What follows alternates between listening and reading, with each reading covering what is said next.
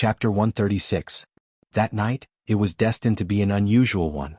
Fan Xian had gone mad with poetry, and the great Zhuang Mohan had quietly left. His Majesty had made it clear that he wanted to cultivate the eldest son of the Fan family, and the crown prince's position was secure. There was too much information that night, so whether it was the diplomatic mission from Dongyi or the various ministers, when they returned to their manors, they discussed what they had seen with their aides or colleagues.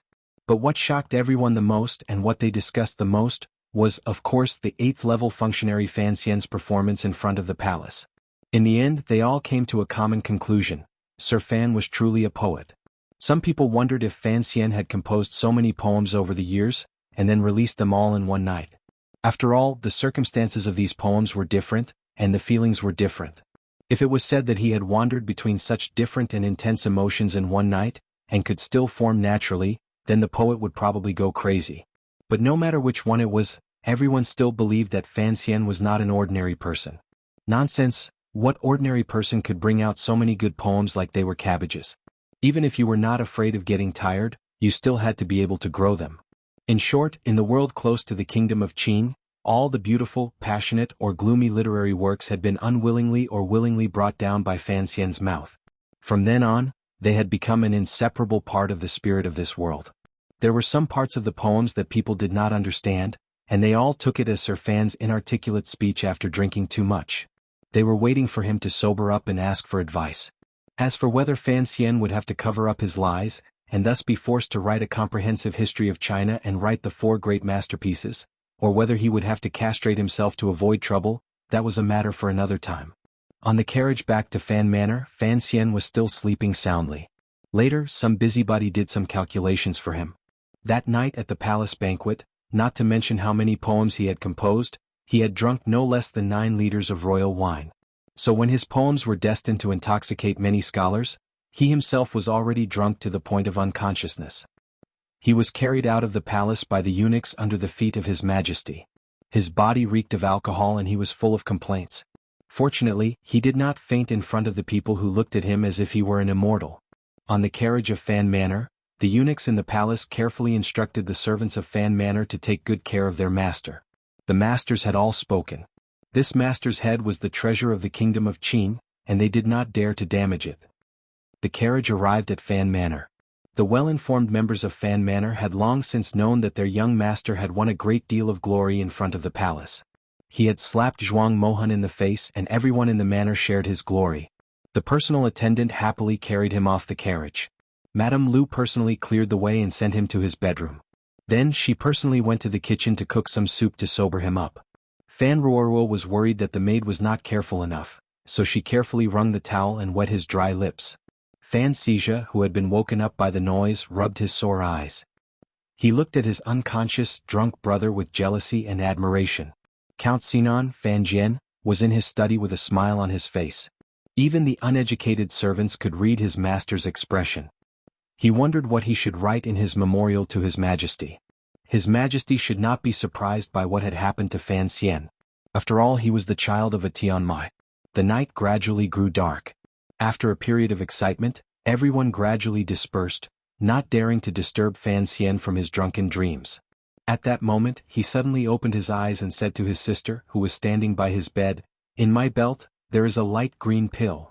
Ruoruo saw that he had woken up, and without any time to ask questions, she hurriedly took out the pill from her belt and carefully fed it to him. Fan Xian closed his eyes for a long time, slowly circulating his jinqi. He found that the hangover pill was indeed miraculous. There was no longer any discomfort in his chest, nor was there a trace of drunkenness in his brain. Of course, he was not really drunk. Otherwise, when he was reciting in the palace hall, he would have accidentally read out the original author of the poem. That would have been wonderful. I'm worried that someone will come to see me in the middle of the night. After all, I should be drunk and not sober. Fan Xian frowned as he put on his night clothes with his sister's help. His eyes were clear. He had not been as drunk as he had been in the palace. It shouldn't be. I told them that I would take care of you tonight. Fan Ruoruo knew what he was going to do and couldn't help but worry. Lady Lu. Fan Xian frowned. Will she come to take care of me? I'll watch here. No one should come in. Fan Ruoruo looked at his eyes worriedly. But you'd better hurry. Fan Xian touched the dagger in his boot, the 3 needles in his hair and the pill at his waist. He confirmed that he was fully equipped and nodded. "Oh, hurry." He walked from the back of the manor to the mansion where the wedding was being prepared. By now he was already dressed in night clothes. Under the cover of the night, it would be difficult to see him. Only when he moved, the black light that came with his rapid movements gave him a ghostly feeling. He crawled out from under the wall of the courtyard where a carriage was already parked. Fan Xian frowned slightly. Although there was no curfew in the capital, the streets were still strictly guarded at night. After the incident on Yolan Street, the city patrol had been badly shaken, so they were now especially vigilant. So he temporarily gave up on the idea of using a carriage. With a shake of his body, he circulated his jinqi throughout his body and immediately sped up, disappearing into the darkness of the capital. Fan Manor was not far from the royal palace. Before long, Fan Xian had reached the foot of the western side of the royal palace. That was where the servants of the palace intersected with the inner city. Usually it was lively, but now that night had fallen, it had become quiet. Using the short trees as cover, he lowered his body and leapt to the side of the Yudai River. His left hand hooked onto the stone railing by the riverside, and his whole body moved forward like a koala. The lights in front of him were bright, but the river seemed very dark. Fan Xian did not dare to be careless. Relying on the endless jinqi in his body, he held his breath and carefully moved his body. After an indeterminate amount of time, he finally bypassed 2 arched bridges and came to a quiet forest on the side of the palace. Fan Xian relaxed a little and opened his mouth to take a few quick breaths. He felt his body gradually become excited, as if he was enjoying this dangerous activity. The palace wall next to the forest was at least 15 meters tall, and its surface was extremely smooth. There was no place for him to put his weight on. Even the strongest martial artists in the world could not leap over it. Of course, for the few who had already reached the level of a grandmaster, whether or not this high wall would have any effect remained to be tested in practice. Fan Xian was not one of the 4 grandmasters, but he had other methods. The scarlet wall in front of him looked somewhat blue in the dark. Like a shadow, he skimmed from the forest to the wall. He found a dark corner where the palace lanterns could not illuminate. Forcing himself to calm down, he sat cross-legged and slowly turned the tyrannical jinqi in his body through the snowy mountain into warm threads of qi, adjusting the condition of his body. In the depths of the palace, not far from Hongguang Palace, Hong Xixiang sat quietly in his room. The Empress Dowager was not feeling well that day. She had heard the emperor talk about the funny things that had happened at the court banquet. When she heard that Zhuang Mohan had been angered to the point of vomiting blood by Fan Xian, the Empress Dowager could not help but laugh. But for some reason she seemed to share the sorrow of old people, and so she had gone to bed early. Hong Xixiang had been in the palace for decades, and the young eunuchs did not know how old he really was. They guessed that he was at least 70 or 80 years old. In any case, Hong Xixiang's only duty in the palace was to keep the Empress Dowager company. He had been here since the founding of the kingdom of Qing. When he was young he liked to wander outside the palace. As he grew older he realized that there was not much difference between the inside and the outside of the palace.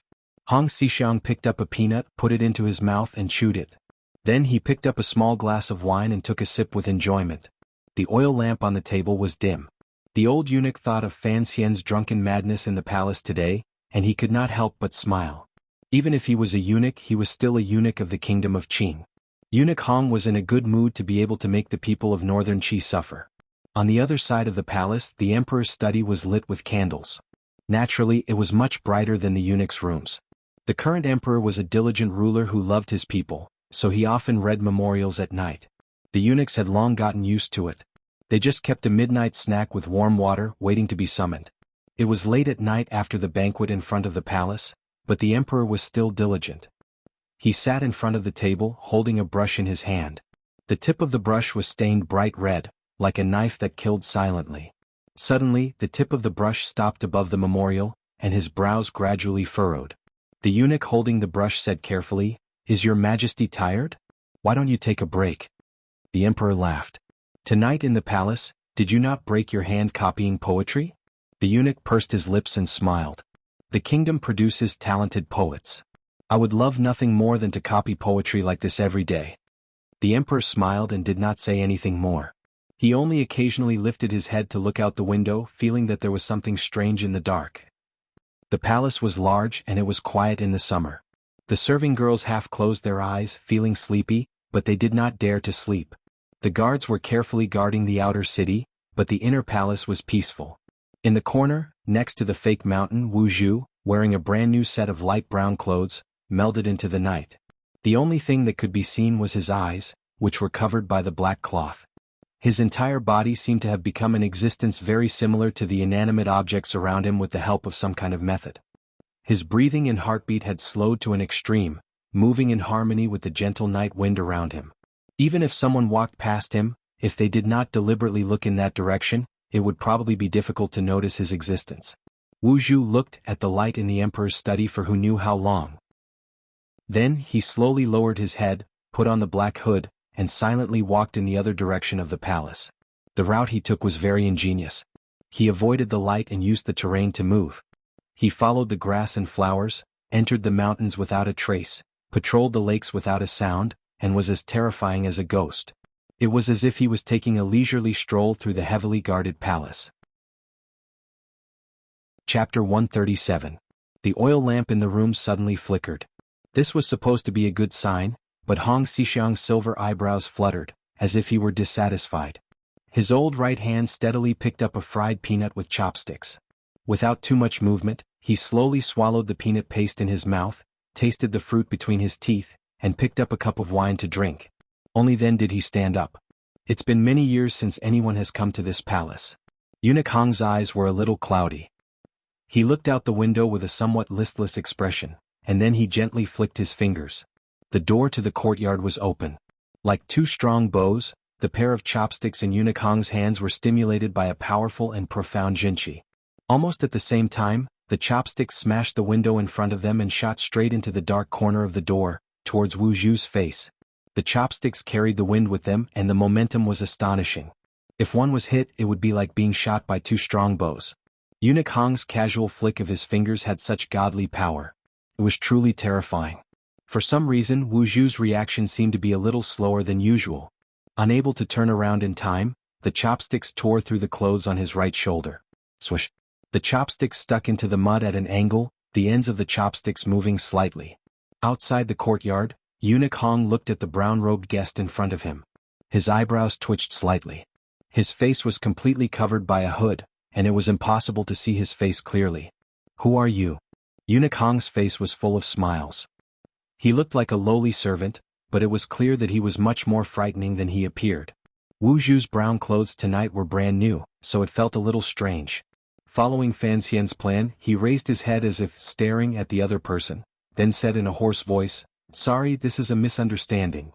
"Misunderstanding? Are you saying you got lost?" Old Eunuch Hong smiled even more happily. "You are the first person to get lost and come to the Imperial Palace. 5 days ago you should have come here once. I have been waiting for you. I'm very curious about who you are. I think, other than those few old friends of mine, no one else would have the guts to come here." Wu Zhu forced a note of panic into his voice, but he was not good at hiding his emotions, so it sounded fake. "I am bound by my country and have no choice but to enter. It is not convenient for me to greet you with my true face. I hope you will forgive me." Old Eunuch Hong furrowed his brows, no longer beaming with joy. The other party claimed to be a junior, which meant that he was nothing more than a disciple of one of those old monsters. Judging from the other party's skills, he was at least at the 9th level, which was why he was able to sneak into the palace without being discovered. However, the other party's voice was obviously altered by deliberately twisting the muscles in his throat, so he couldn't get any useful information from his accent.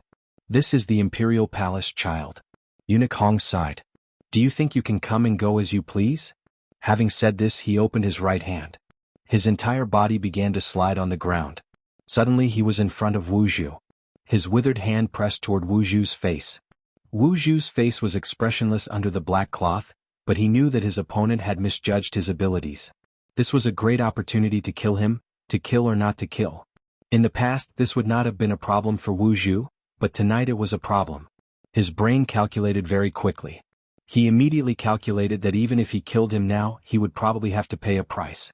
Most importantly, it could alert the other guards in the palace, which would create a lot of trouble for Fan Xian's subsequent actions. So he took a step back, bent his knees and raised his elbow. Under his elbow was a very ordinary fine steel sword. The sword's radiance shot up from his elbow and pierced straight at Eunuch Hong's wrist. The calculation was perfect. More importantly, The dazzling sword intent contained in the sword actually caused the person the tip of the sword was pointing at to momentarily lose his sense of propriety. But Eunuch Hong was no ordinary person. He laughed sinisterly and with a shrill voice he shouted, "Looking to the left?" There was a hint of surprise in his voice, but his movements were not slow. His left hand shot out from his sleeve like a dragon, slamming toward Wu Zhu's chest. This palm came with the wind and the power of the palm was powerful. It was the world's most powerful technique. Wu Zhu took another step back, straightened his knees and raised his elbow. The green sword between his elbow was placed horizontally in front of him, as if he were cutting his throat, but it was just enough to protect his chest, and it was ingeniously enough to block Eunuch Hong's withered palm. Looking to the front? Eunuch Hong's voice grew sharper. He pulled back his palm and from his waist up, his whole body began to tremble. It looked very strange. After a muffled grunt, the old eunuch turned his decades of Jinchi cultivation into countless streams of air, which shot forward, trying to bind Wu Zhu. But Wu Zhu did not give him the opportunity. He coldly took 2 more steps back. These 2 steps seemed simple, but in the face of such a top expert, it was like taking a leisurely stroll in a courtyard. He just happened to avoid the threat of a strong attack. But his body swayed, and it was clear that he had been disturbed by Eunuch Hong's decades of Jinchi.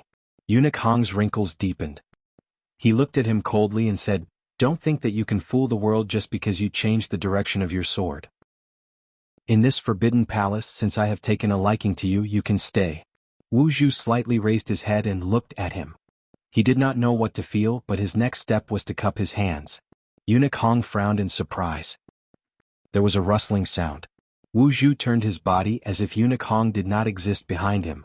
He carried his sword behind his back and ran in the direction of the palace wall. His whole body moved at an incredible speed. He ran on the grass, turning into a cloud of dust. Carrying his sword behind his back was a very simple posture, but it was a perfect defense.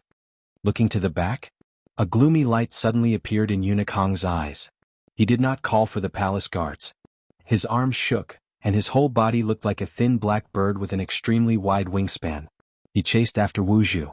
In just a moment, the 2 of them, one in front of the tall palace wall, came one behind the other. Eunuch Hong looked coldly at the man in brown in front of him.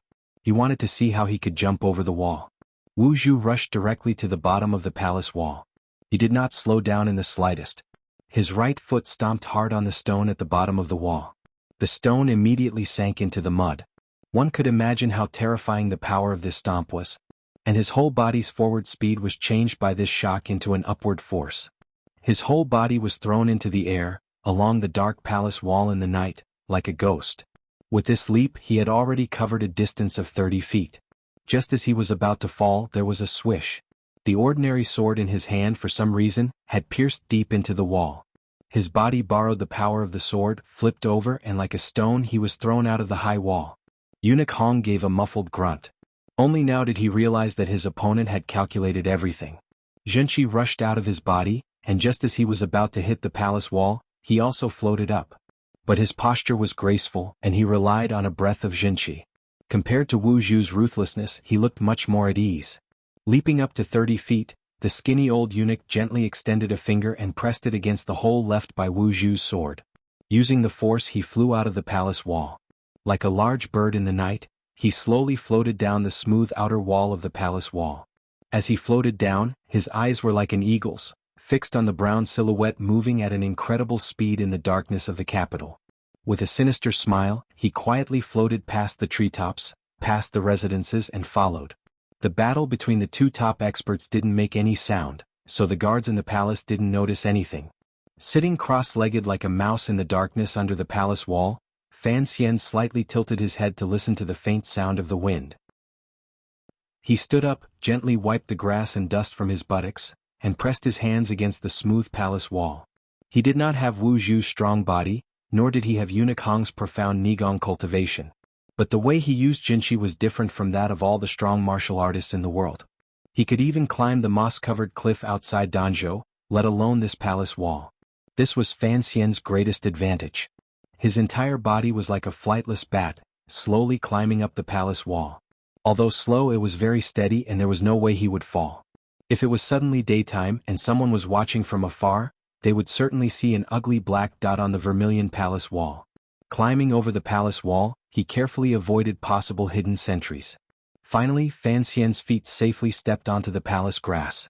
While meditating outside the palace wall, he had already gone over the palace map he had designed in his mind a few times. Now, standing in the palace, looking at the huge palace complex under the night sky, and listening to the faint sound of the clock in the distance, Fan Xian's heart was a little nervous, but also a little excited. At this moment, the map seemed to have become a clear path for his eyes. After a final breath adjustment, he disappeared into the darkness of the imperial palace. Not only did he not make a single sound, he did not slow down in the slightest. Relying entirely on his memory, he used the cover of the rockery and flowers to advance towards his destination. His method was very similar to Wu Zhu's, but there were some subtle differences. After all, his ability to calculate was still not as good as Wu Zhu's. It was already late at night and most of the people in the palace were asleep.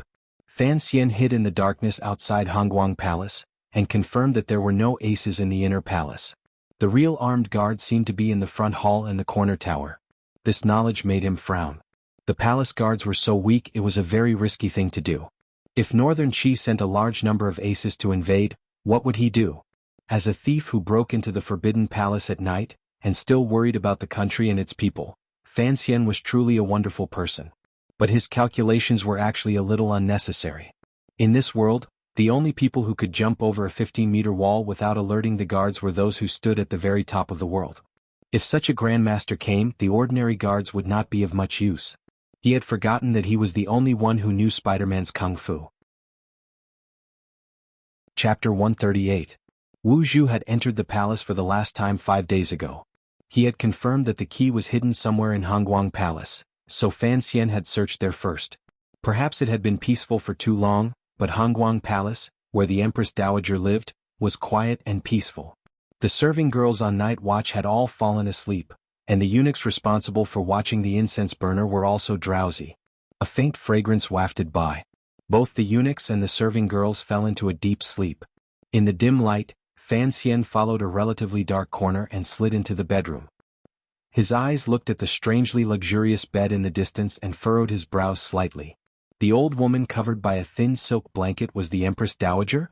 He didn't have time to sigh too much, nor would he express his senseless fantasies about how history could be changed in his hands. He only calmly walked forward and walked to the side of the bed. He didn't even glance at the woman on the bed, who was probably the most powerful woman in the world. Calmness was the most important quality that Wu Zhu and Fei Jie had taught Fan Xian. There was no ace hidden in the palace that Fan Xian had anticipated. In his previous plans, he had always thought that the palace would be like what Gulong had written. Beside the Emperor and Empress Dowager, there would always be hidden killers who would never see the light of day. He didn't look around Hongguang Palace to see where the treasure could be hidden. Instead, he slid directly under the Empress Dowager's bed and closed his eyes. His palms began to caress the wooden boards under the bed. The wood was excellent, but his actions were a bit strange. Not long after, he opened his eyes in the darkness under the bed. His pupils were clear and a trace of absurd joy flashed through them. In Danzhou, he had hidden the nameless martial secret in a secret compartment under the bed. In The Deer and the Cauldron, Mao Dongzhu had also hidden the 42-chapter sutra in a secret compartment under the bed. The Empress Dowager of the Kingdom of Qing also had a secret compartment under her bed. Sometimes, the human imagination was very poor. The dagger pressed lightly and slid in from the side. The blade cut through the wood noiselessly, but the Empress Dowager turned over on the bed. The old woman mumbled something. Fan Xian's face was expressionless. It was as if he hadn't heard anything.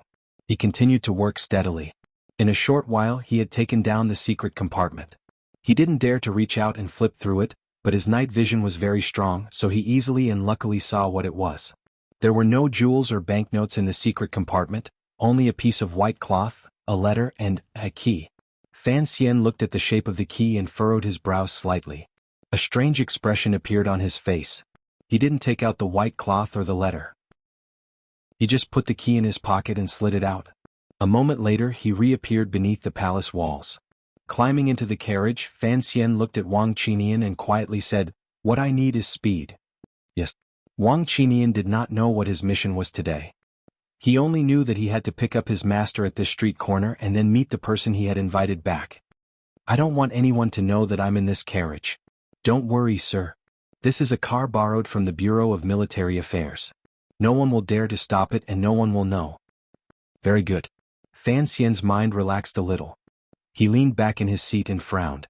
First, he had faked his drunkenness, and then he had to sneak into the palace at night. It had taken a lot out of him. The carriage arrived at a courtyard that Fan Xian was completely unfamiliar with.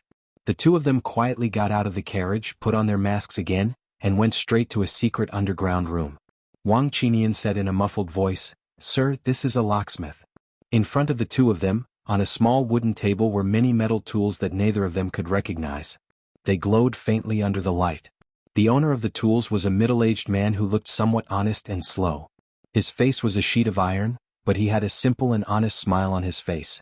Locksmith was a profession and it was also a form of address. But this middle-aged man was not called a locksmith because of his appearance. His name was a locksmith, and from this one could see the extent of his skill. Fan Xian nodded and said to Wang Qinian, "Wait outside." Wang Qinian bowed his head and left the secret room. He knew that there were some things that he would never know, and that was the safest. This matter concerns the interests of the country. As a member of the Bureau of Military Affairs, I ask that you do something for the country, Fan Xian said calmly through his mask. The locksmith's heart trembled. He thought of the foreign envoys that had recently come to the capital, and he suddenly thought he had guessed something. He quickly bowed, unsure of what he had to do. Be fast and accurate. Fan Xian took the key from his belt. It has to be exactly the same. The locksmith took it and looked at it carefully. He frowned. There is no lock like this in the world. I don't care. I just want you to make a copy of this key. Can you do it or not? It's very difficult. This key is too complicated. Even if the shape is exactly the same and no one can detect it, I can't guarantee that the copied key will be able to open the corresponding lock. Very well, let's begin.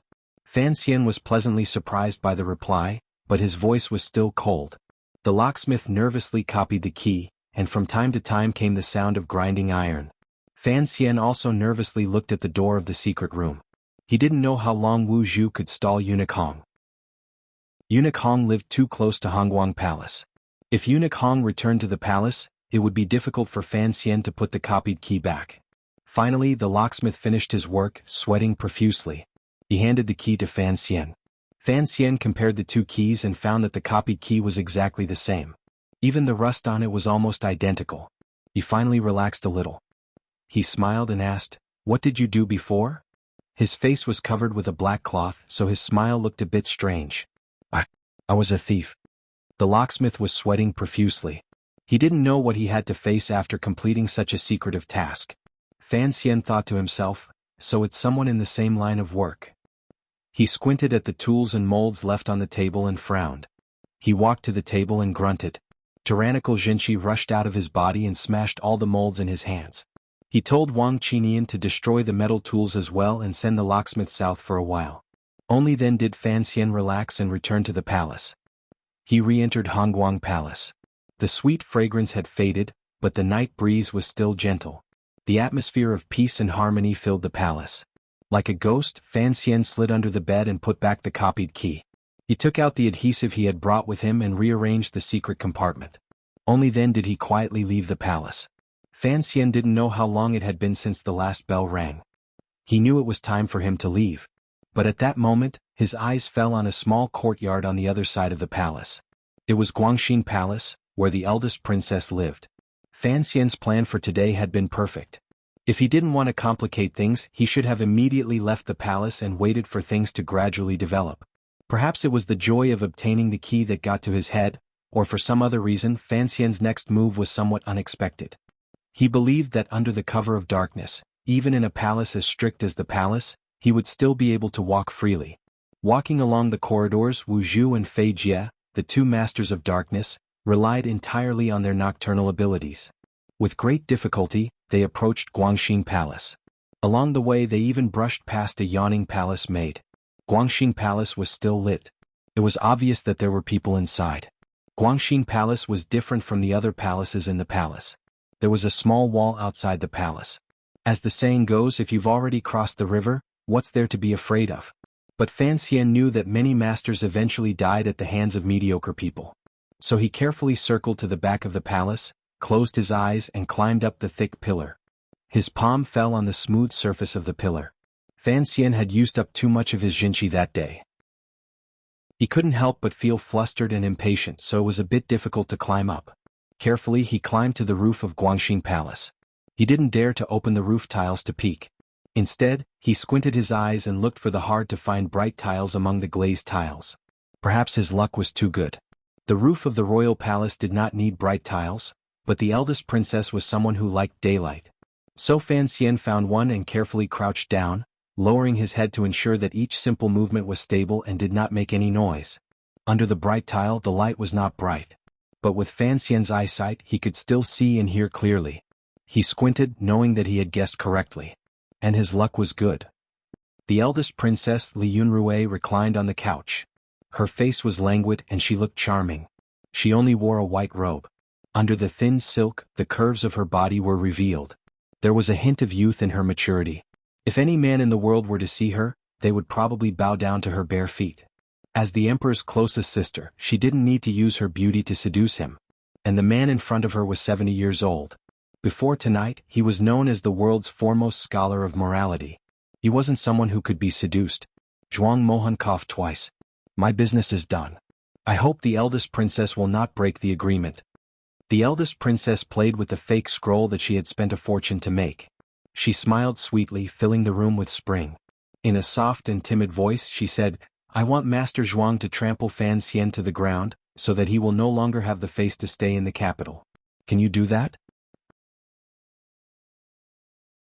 Chapter 139. Zhuang Mohan smiled. By framing him today, I have staked 70 years of my reputation on the line.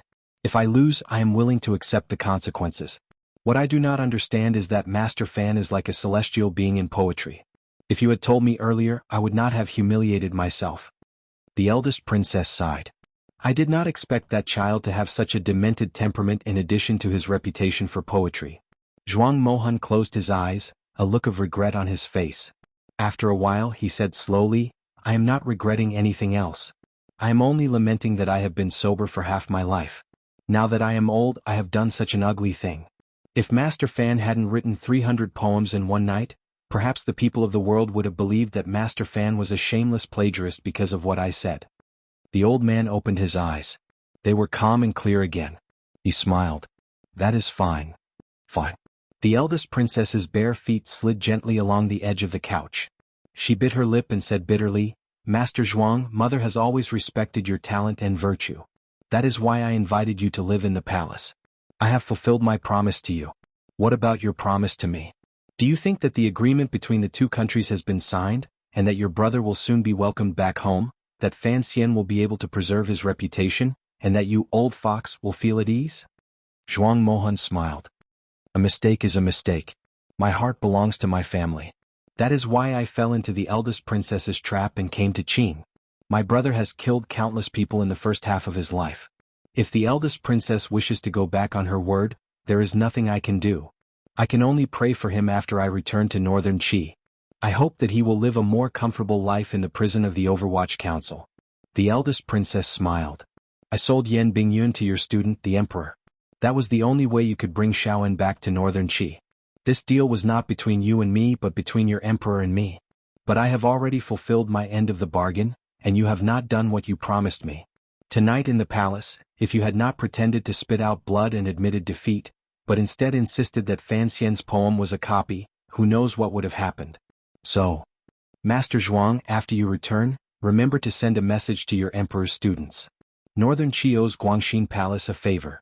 Zhuang Mohan smiled. Master Fan is talented, and his poetic ability is beyond the reach of ordinary people. I believe the eldest princess has also guessed that this Master Fan is a Tianmai who has not appeared in the world for a long time. I'm very curious. The kingdom of Qing has a Tianmai.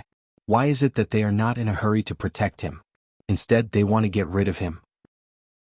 What's more, even if he were to accuse Master Fan of plagiarism, what harm would it cause him?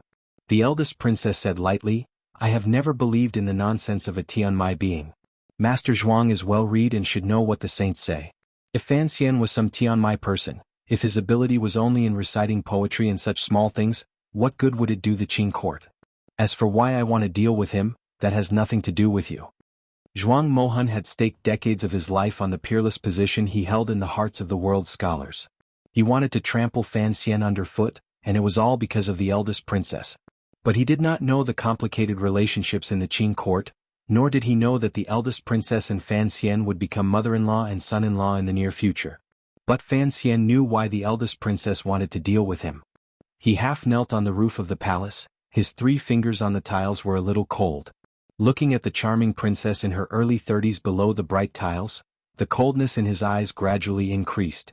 When Guo Baoquan spoke in the hall, Fan Xian knew that the nobles of the palace had joined forces with Zhuang Mohan to drive him out of the capital. The matter of plagiarism seemed like a small matter, but it involved the so-called character. If he had not been talking about poetry in the hall and shocked the entire hall, perhaps everyone would have believed Zhuang Mohan's words. He had become a literary thief. Although he would not be punished and his career could be discussed later, his marriage with Wanner might fall through. The eldest princess knew better than he did what the Empress Dowager did not like.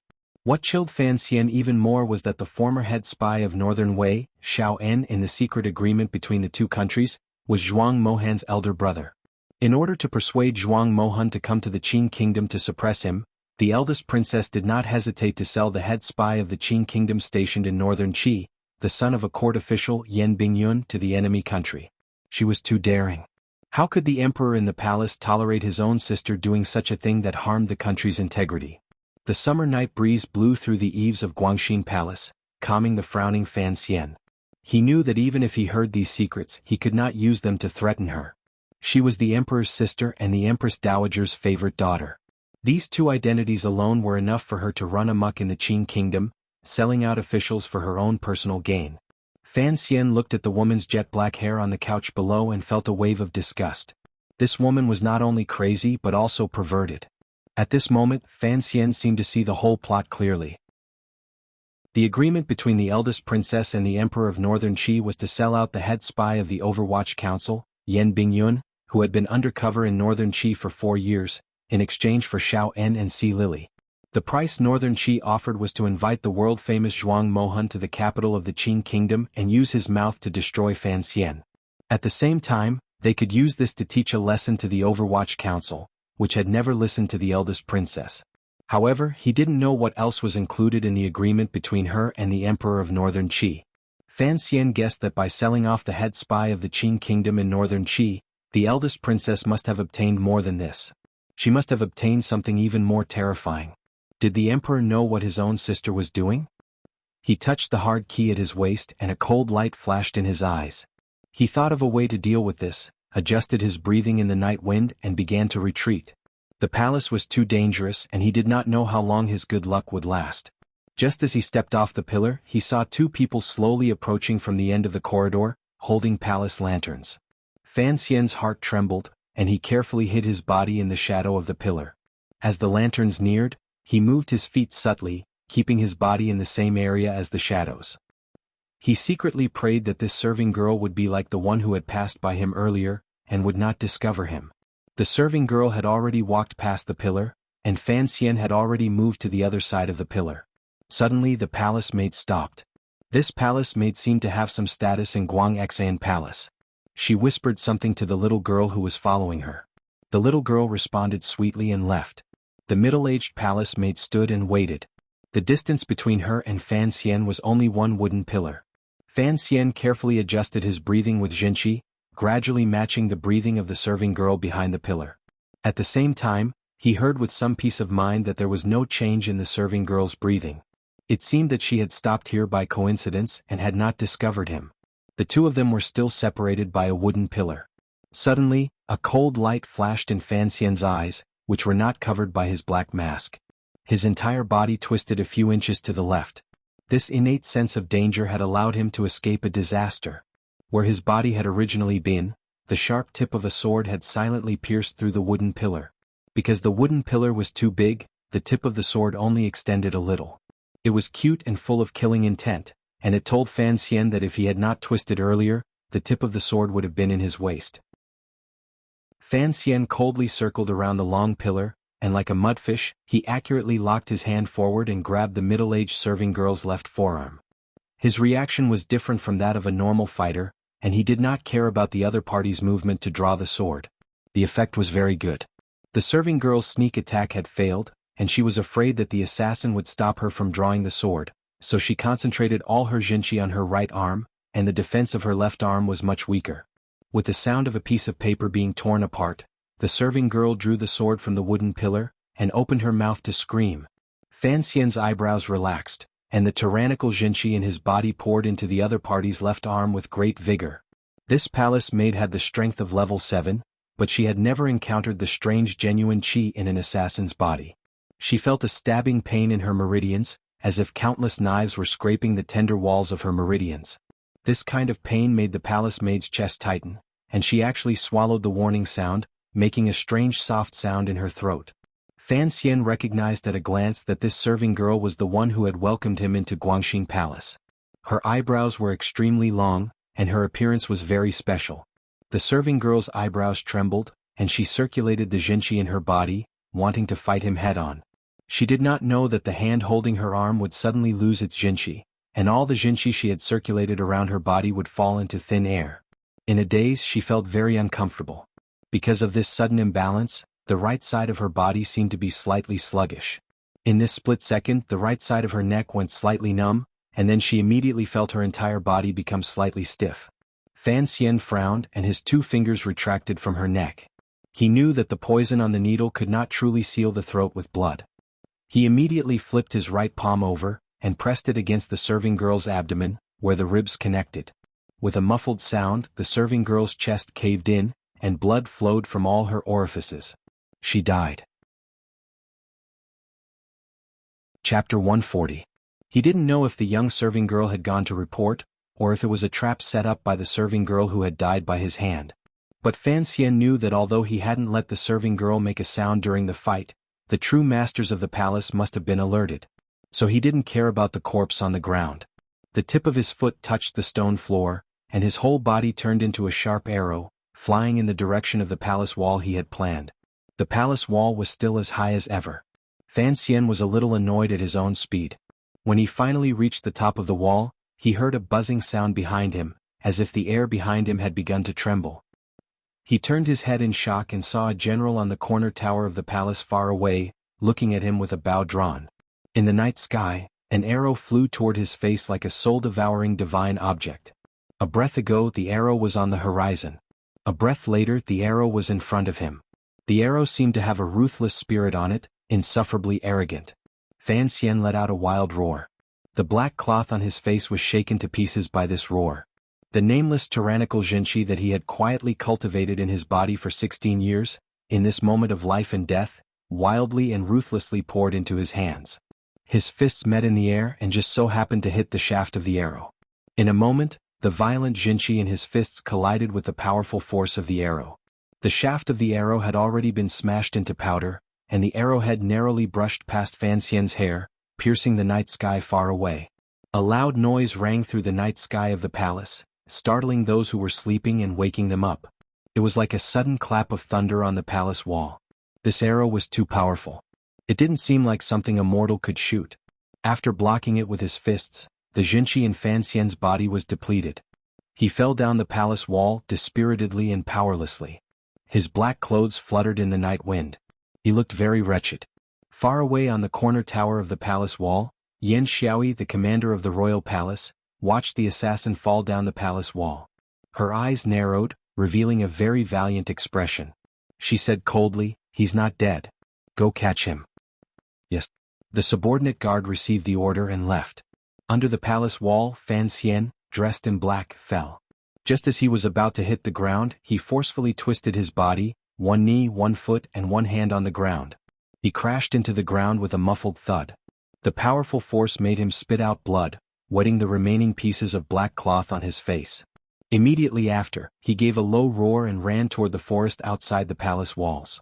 In the instant before the guards at the corner of the city appeared, he disappeared into the darkness of Jingdo. The next day, in an inconspicuous small room at the foot of the imperial city, old eunuch Hong didn't seem to be in good spirits. He sat on the main seat with his eyes half closed. The 2 generals were also resting with their eyes closed.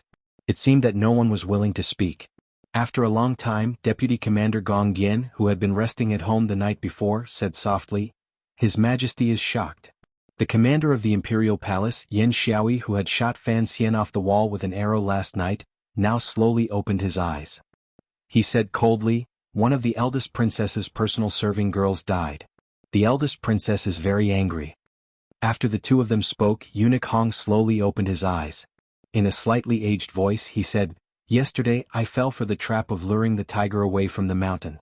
The Empress Dowager is very unhappy." "Who was it?" Gong Dian asked matter-of-factly. In his heart, even if it was luring the tiger away with Eunuch Hong, a peerless ace who still had the power of a tiger even in his illness, there was no chance of escape. "I don't know." Eunuch Hong smiled slightly. The level he displayed was only above the 9th level, but he was very familiar with the buildings of Jingdo, especially in the dark. "I was led around Jingdo a whole time, but in the end I still lost him. This person is very impressive." For Eunuch Hong to say that someone was impressive, that person must truly be impressive. Yan Xiaoyi was 35 years old and was at the peak of his mental state. As the commander of the guards in the palace, he was responsible for the safety of the entire royal palace. He looked coldly at Eunuch Hong and said, "Where did you follow him to in the end?" "In an alley not far from the Dongyi diplomatic mission," Gong Dian said. "The results of today's investigation are out." Eunuch Hong's chopsticks pierced through the clothes of the first assassin. After the Overwatch Council compared them, they confirmed that they came from Qianxiang satin. Yan Xiaoyi closed his eyes to rest. Gong Dian continued, "The Overwatch Council found out that some time ago, the Dongyi diplomatic mission had ordered a batch of clothes from Qianxiang. They did not use the name of the diplomatic mission, but had someone else help them." Eunuch Hong quietly asked, "What are you trying to say, Deputy Commander?" Gong Dian smiled. "Why would they use someone else's name to order clothes? Clearly they were worried that we would catch some small trace. Looking at all the clues, the first assassin should have been someone from Dongyi. The only one who could be above the 9th level is Sigusword's first disciple, Yun Jilan, who has been quiet in the capital these days." Yan Xiaoyi suddenly opened his eyes. It wasn't Yun Jilan. If someone from Dongyi wanted to sneak into the palace, why would he need to buy new clothes? He could just knock out a random person on the street and strip them. Yun Jilan is a straightforward person. Eunuch Hong nodded. Although that 9th level person hid his sword will, he still walked the path of Sigusword. So I am very interested. If it wasn't Yun Jilan, could it be that someone from Dongyi came and dared to disobey Yun Jilan's orders? The possibility of framing someone is very high. Gong Dian listened to the two of them and frowned. It's too much of a coincidence. So it could be that someone framed Yun Jilan. How many people in Dongyi could inherit Sigusword's legacy? Including Yun Jilan, there are 3 9th level people. Then the other 2 are suspects. Let's talk about the night traveler who was shot down by the commander. I heard that the power of the commander's arrow shook the entire palace. Unfortunately, it didn't kill him. From the tone of his voice, it seemed that Eunuch Hong and this commander did not get along very well. Yan Xiaoyi looked down on this eunuch, but he knew that he was the most powerful person in the imperial palace. He snorted coldly and said, "The second assassin was also a 9th level figure. Although he was only below the 9th level, if I could kill him with 1 arrow, wouldn't I become one of the 4 grandmasters?" Another 9th level? Gong Dian was full of shock. He himself had been hovering above the 8th level all his life, unable to advance even an inch. When he heard that 2 9th level aces had sneaked into the palace last night, he could not help but feel many complicated emotions. There are only 7 9th level masters in the entire kingdom of Qin, and only 4 in the capital. How could there be so many 9th level masters in the world? Eunuch Hong said lightly. Clearly he didn't believe Commander Yan's judgment.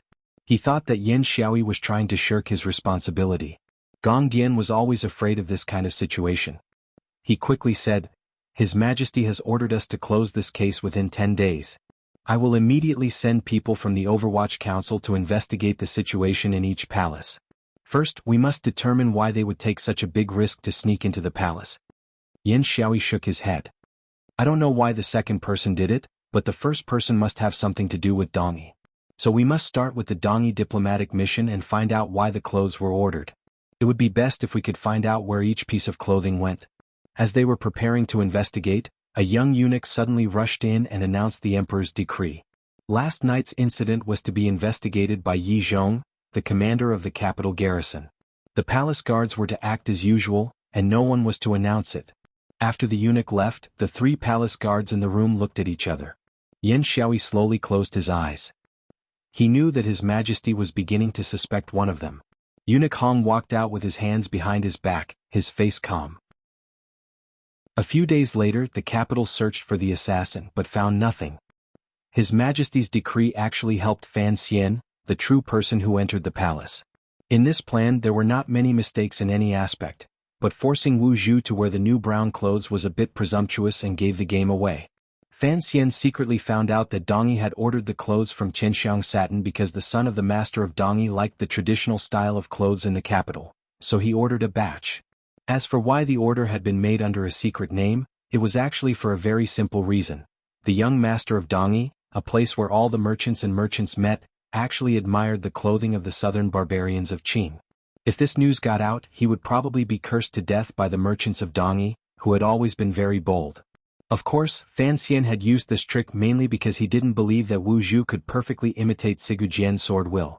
If he had known earlier that Wu Zhu was so powerful, Fan Xian would certainly have used the framing trick more perfectly. But the ending was not bad. At least the palace still suspected the other two 9th-level aces of Dong Yi. The Overwatch Council also began to investigate the day the enemy came from the palace and where the other two disciples of Sigu Jian were. No one would think it was Fan Xian. Because on the night the enemy came from the palace, all the high-ranking officials of the capital saw him drink thousands of cups of wine and write hundreds of poems in the Great Hall. Zhuang Mohan, the master of Northern Qi, was so angry that he vomited blood and wished that his hair could turn white overnight. In the end, he was completely drunk and collapsed at the feet of His Majesty. This was the error of human thinking. Not only did they think that a drunken Fan Xian could not get out of bed, but people were used to the fact that after a person did something shocking, they could not immediately do something else. After an orgasm, it was impossible to have another orgasm. There had to be a refractory period. Chapter 141. Fan Xian lay safely and comfortably on the bed. His face was pale and he looked like a young man with a hangover. There was a copper basin next to the bed. It was very clean because the vomit had long since been cleaned up. Ruoruo had already been driven to bed by him, and another servant girl was attending to him. Fan Xian's pale face was not faked, and his vomiting was not caused by medicine. The force on Yin Xiaoyi's arrow had truly injured his internal organs. His chest felt a wave of irritation. He would probably need to rest for a few days before he could recover. Thinking of that soul-devouring arrow, Fan Xian could not help but feel afraid. If he had not exploded with Jinshi at the moment of life and death, he feared that he really would have been killed by that arrow. It was hard to imagine that the arrow still had such power from so far away. It seemed that the commander was already at the upper 9th level, and could step into the pinnacle of the human world at any time. Actually, when he had used both hands to smash the arrow, Fan Xian's hands had not been as fast as the arrow, so he had only smashed into the shaft. It was very dangerous, but fortunately there were no wounds on his hands. Otherwise, if someone had seen it, he would not know how to explain it. At the time, he had taken the risk to go to Guangxin Palace to see if he could find anything. He also didn't want the people in the palace to think of the key in Hongguang Palace because Eunuch Hong had been lured away by Wu Zhu. That was the most important thing.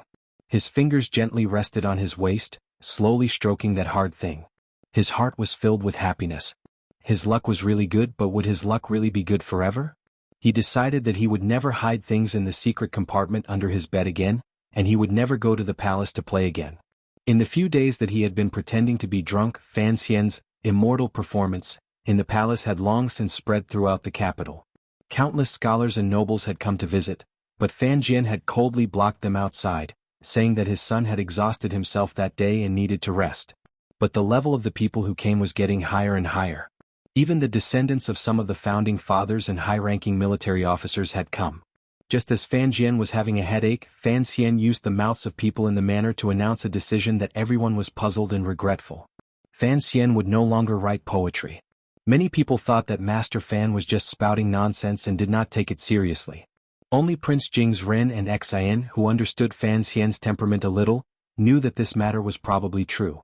But in any case, it was still in the aftermath, so they could slowly discuss it later. The summer heat in the capital had gradually disappeared, and an autumn rain slowly floated down. In reality, there were only 3 days until he entered the palace, but Fan Xian felt that these 3 days were the longest of his 2 lives. The box was under his bed and the key was in his hand. There was no greater temptation than this, but Fan Xian still endured it for 3 days. He was like a child who stole a snack from the kitchen that his mother did not allow him to eat, and then carefully hid it in the wardrobe. Then, knowing that the snack was there, he went to sleep, satisfied. Every day before he went to sleep, he glanced at the wardrobe, but he did not really want to eat it, until the snack finally went bad. The box would not go bad, but Fan Xian still decided to eat it tonight. Outside the window, the autumn rain fell in a pitter-patter, landing in the backyard of Fan Manor and on the flowers and plants that were about to go through autumn frost. Fan Xian did not light a lamp inside the window. He knew that his eyes could see clearly in the dark. The box was placed on the table and he steadily inserted the key into the brass keyhole. With a click, the plywood in front of the box sprang open, revealing a small black board. There were some strange little squares on the board. With a light press, the squares would sink down. Each square had a unique pattern and no one in this world could recognize these patterns. Fan Xian smiled, but this smile was a little bitter, a little understanding, and a little consolation that had finally been confirmed after a long time of guessing. He closed his eyes and couldn't help but laugh again. He felt that this world was really too crazy. So, with trembling fingers, he lit a pot of the good local tobacco that Ting Zijing had given him to calm his mood. This was the first time he had smoked in the world of the kingdom of Qing. The smell of smoke was very good. White smoke rose in spirals in the dark room, and the autumn rain slowly fell in the lonely courtyard. Fan Xian felt that he would never be lonely again. The people of this world would not know what these little black squares were, nor would they know what the strange patterns on the squares were. But Fan Xian knew. Because after the lock on the box was opened, what was revealed was a keyboard. It was a very familiar keyboard from his previous life. The strange patterns on it were actually 26 English letters, as well as the numeric keys and the F5 that Fan Xian was most familiar with. After seeing this, the matter that Fan Xian had secretly guessed for a long time had finally been confirmed. The mother of his physical body, the woman called Yi Qingmei, had come from the same place as him. At this moment, he did not think of the Tianmai being mentioned in the conversation between Zhuang Mohan and the eldest princess in Guangxing Palace. The dimly lit tobacco pot flickered in the dark room. Fan Xian's face had already recovered its calm. His hands gently placed on the keyboard and he began to guess what the password was. It's the name. Wu Zhu, who had come to his side at some point, stood in the corner of the room. Although his eyes were covered by a black cloth, his face, facing the box, revealed an emotion that people would call sorrow. I only remember the name. The lady said there were only 5 strokes. Fan Xian nodded calmly and began to type. After all, it had been 16 years since he had come into contact with this kind of thing. At first it felt strange, but after many tries that familiar feeling returned to his body and his hands. His fingers danced across the keyboard. But after many tries he suddenly smiled bitterly and raised his head. There is no name in this world that requires only 5 strokes. As soon as he said this, he knew what the problem was. He took 2 more puffs of his tobacco, looked at the box in front of him and shook his head. He sighed. Mother, you really are messing around. But the problem is, did you teach Wu Zhu the 5 strokes before? The 5 strokes were not 5 strokes but a 5-stroke input method. Kfulkand. Fan Xian entered the first name Yi Qingmei. There was no response. He entered the 5 strokes of his own name with some uncertainty. Ibusi. There was still no response from the box. He smiled bitterly, thinking that his name had been chosen many years later. How could Yi Qingmei have known? Suddenly he had a thought. He looked at Wu Zhu, who was in the corner of the room, with a faint smile. Wu Zhu seemed to feel his strange gaze. He tilted his head slightly. What are you doing? Fan Xian did not answer him. Instead he entered Wu Zhu's name. Gigititijich. The box made a soft sound and then opened. Fan Xian looked at Wu Zhu again and smiled. Uncle, I now suspect that there is some indecent secret between you and Mother. Fan Xian had brought the box from Danzhou to the capital. Of course, he knew the weight of the box, so he was not worried that there was a hydrogen bomb hidden inside. But when he saw the contents of the box, he could not help but shake his head as he walked out of the room and foolishly into the rainy night. He thought to himself that his mother really did not have much creativity. The box was divided into 3 layers. Due to its limited shape, the items that could be placed in each layer had to be long and narrow. The first layer had metal tools that were divided into 3 parts. Some were tubular and some seemed to be suitable for holding. Fan Xian furrowed his brows as he looked at the metal tubes. Although he was also from Earth, he did not immediately understand what they were. It was not until he stuck his finger into one of the metal tubes that he began to understand. He raised a part of it to his eyes and looked at it carefully. He found that there was a line of letters, M82A1. Ah, Mother, Father. Fan Xian's finger trembled slightly. Although he was not a military enthusiast in his previous life, he knew what this line of letters represented. This was a sniper rifle. This was the best sniper rifle in that world. If it was equipped with armor-piercing bullets, it could pierce through a thick wall from a kilometer away. Fan Xian's right hand grabbed the barrel of the gun. His hand could not help but tremble. He understood that in a society like the Kingdom of Qin, which was still in the age of cold weapons, if he had a sniper rifle in his hand, it would mean something. It meant that from now on, he would have the ability to kill anyone from a few kilometers away without fear of being discovered. It meant that regardless of whether it was the commander who had shocked the heavens with his arrow or Yun Jilan from the Dongyi diplomatic mission, as long as he wanted to, he could kill them countless times over. But he did not know if it would be effective against a grandmaster. Fan Xian nervously placed the 3 parts of the sniper rifle on the table. He had long since put the smoking pot to one side. He placed both hands on the table and took a few deep breaths to calm himself down.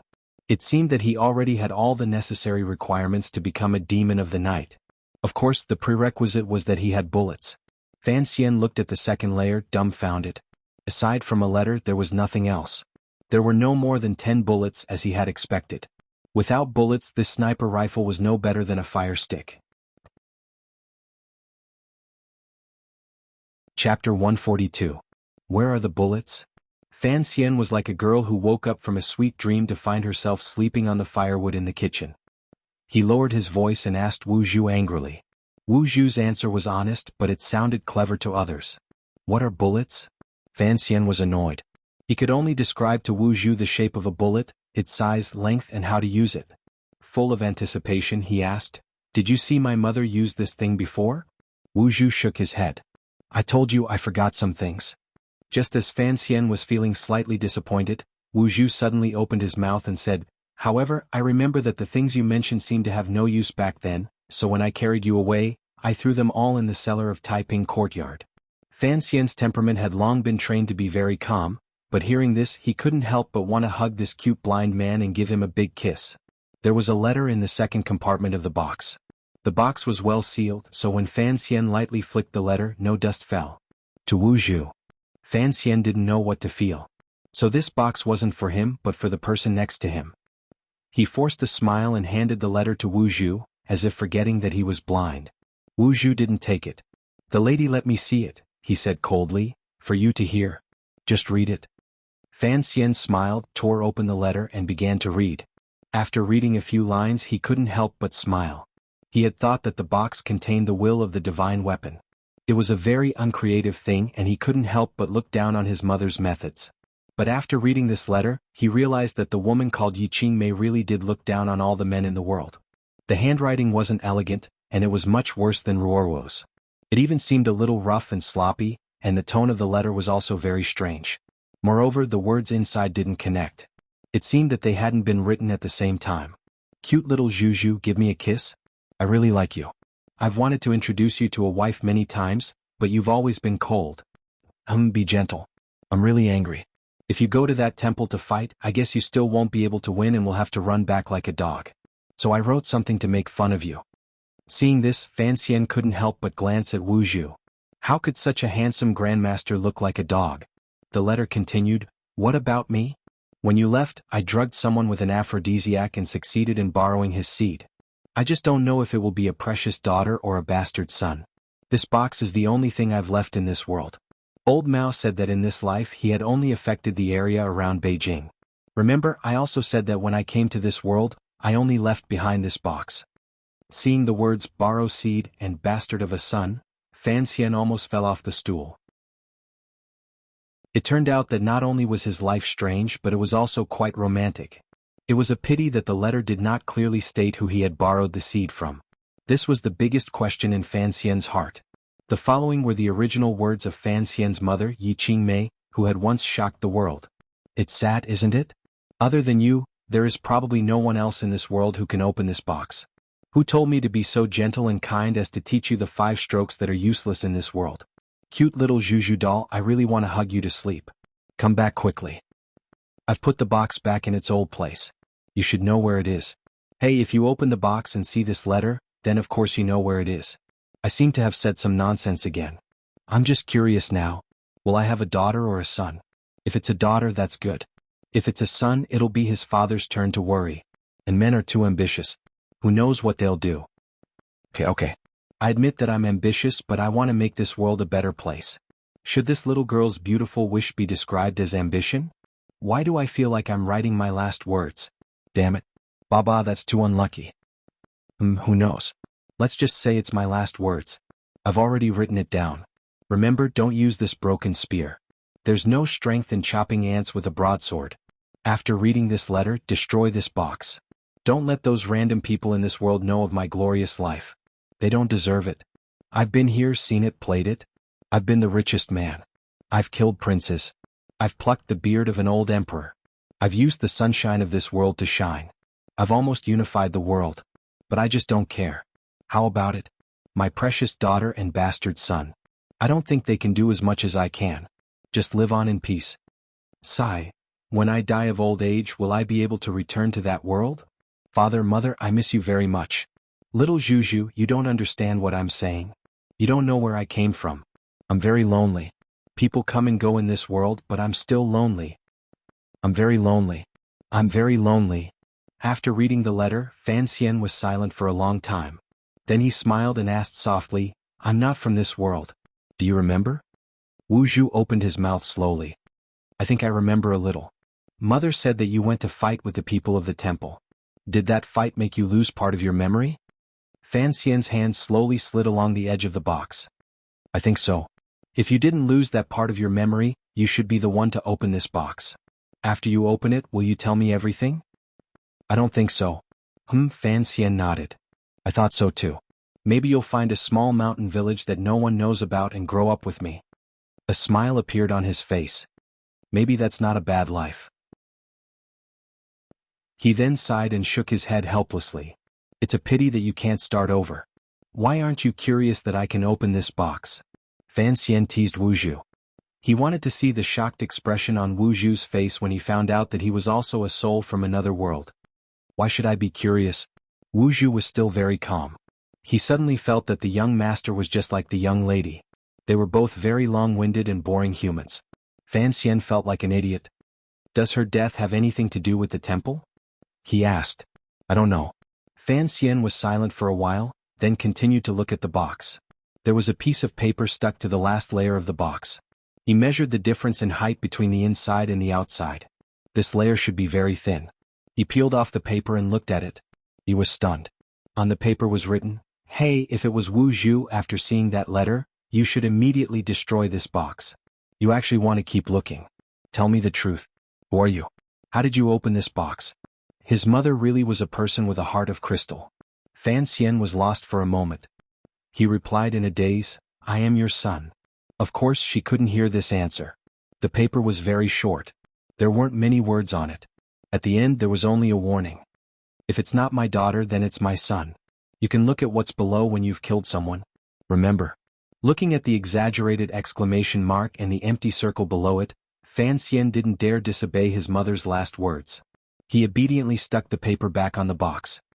I'm going out for a walk. Fan Xian said this to Wu Zhu, then left the room. With his head down, he walked into the early autumn rain. The box was with Wu Zhu, so it couldn't be safer. He wasn't worried. After Fan Xian's somewhat dispirited silhouette disappeared into the rain, Wu Zhu slowly walked out from the corner and sat down at the table. His fingers stroked the box and the gun on the table, then fell on the letter. His fingers lightly moved back and forth on the envelope. It was unclear what he was thinking. A slight rustling sound rang out between his fingers and the letter. The rustling sound rang out between the rain and the grass in the courtyard. The room was pitch black. Wu Zhu sat alone next to a box. The black cloth on his face softened, and a very gentle expression appeared on his face. Fan Xian walked alone on the street in the rainy night, letting the rain wash over his face and soak his body. A glimmer of a smile occasionally appeared on his face. In the blink of an eye, it turned into a faint sorrow. A moment later it was calm again. Who knew how many emotions were fermenting in his heart, interweaving and colliding? Yi Qingmei, that dazzling name, seemed to have only truly entered his life and entered his mind today. He now understood many things. He knew where his mother came from and what she had done in this world.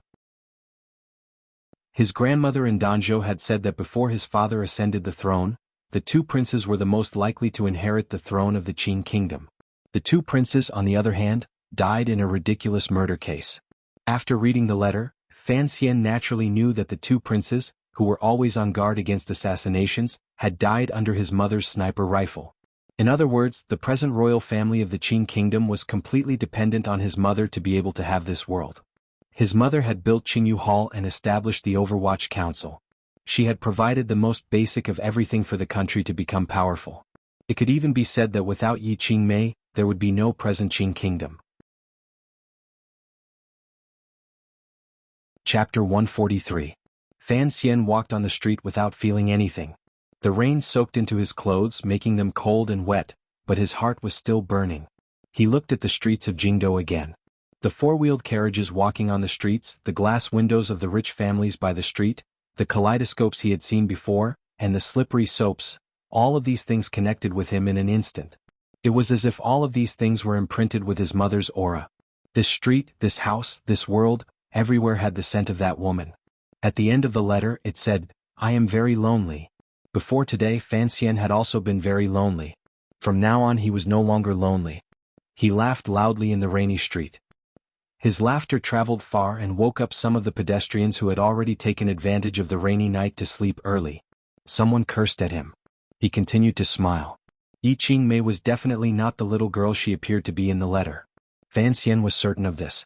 His mother had an incomparably strong heart. Only in this way could she have such a brilliant life in this completely unfamiliar world, borrowing the unfamiliar sunlight. In this familiar yet unfamiliar Qing kingdom, you have let down that woman called Yi Qingmei. The rain hit Fan Xian's face forcefully. Like a monster, he gradually became one with the pitch-black night. Perhaps this chest did not have any fundamental help to his life, but it gave him a feeling that he was not alone. It allowed him to walk more and more freely in this world and this rainy night. Fan Xian walked alone in the wind and rain, but he smiled. Since he was going to live a full life, he had to live it naturally.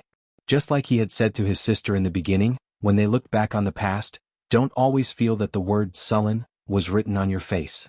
The autumn wind and rain worried people to death. Worry killed. The matter of entering the royal palace at night could not just end like this. The commander of the Jingdou garrison, Sir Yi Zhong, who had never formally appeared on the stage, began to investigate this matter after receiving the emperor's orders. Although his official position was the Jingdou garrison, in recent years he had been leading Dingzhou to the west to protect Jingdou from afar. By the time he rushed back to Jingdou, 3 days had already passed. The discerning people in the palace knew why the emperor had chosen him. First, it was because the Yi family had received the emperor's favor and was loyal. The degree to which they were trusted by the emperor was only below that of Qin Pingping. As for Lord Qin Pingping, he naturally couldn't drag his crippled body to investigate such a trivial matter. Secondly, it was because the top 3 figures in the Imperial Guard system seemed to be under suspicion. Yi Zhong also knew that this matter was very complicated. The commander of the Imperial Guards, Yan Xiaoyi, was discovered by the eldest princess many years ago. His martial prowess was known to be the best in the palace. The deputy commander, Gong Dian, was his junior disciple. As for that eunuch Hong who never showed himself, forget it, even Yi Zhong did not want to provoke him. Besides, Yi Chong did not suspect any of them. He was only curious about the second person who infiltrated the royal palace, and why he would kill the eldest princess personal maid outside Guangxin Palace. The investigation was carried out in secret. Because the Overwatch Council had been exposed by the head spy of Northern Qi, which had angered His Majesty, they were powerless to cooperate, so it was difficult to make any substantial progress. Until one day, after carefully investigating a few palaces, Yi Zhong came to Hongguang Palace. Then he smelled a faint, strange fragrance, and immediately thought of the old poison that had followed His Majesty in the army tent during the northern expedition. He then thought of what the guards had said. When the assassins attacked that night, Zhuang Mohan of Northern Qi was also in Guangxin Palace. Yi Zhong, who understood the cruelty of the palace struggles, thought of the matter in a very strange way. So he immediately entered the palace to ask for His Majesty's forgiveness and resignation. He prostrated himself on the ground, his face full of shame. Is it that you can't find out, or that you don't dare to investigate? His Majesty's face always had that smile that seemed to see through everything. The true officials would occasionally wonder if this was some kind of method to control his subordinates, but Yi Zhong knew the wisdom of the emperor he served, so he answered honestly, I can't find out and I don't dare to investigate. It is not convenient for me to investigate the affairs of the royal family. Minister Yi, are you not afraid that I will reprimand you for being disloyal to your master, for failing to distinguish between public and private affairs, and for not cherishing your life? Yi Zhong did not dare to get up. He replied, I dare not guess your majesty's intentions, but I am slow-witted and do not know where to start investigating. There is no need to investigate this matter. I know what I am doing. His majesty's smile was a little cold, but Yi Zhong did not see it clearly from his kneeling position. On the other side, the real suspect, Fan Xian, was still hiding in his manner these days.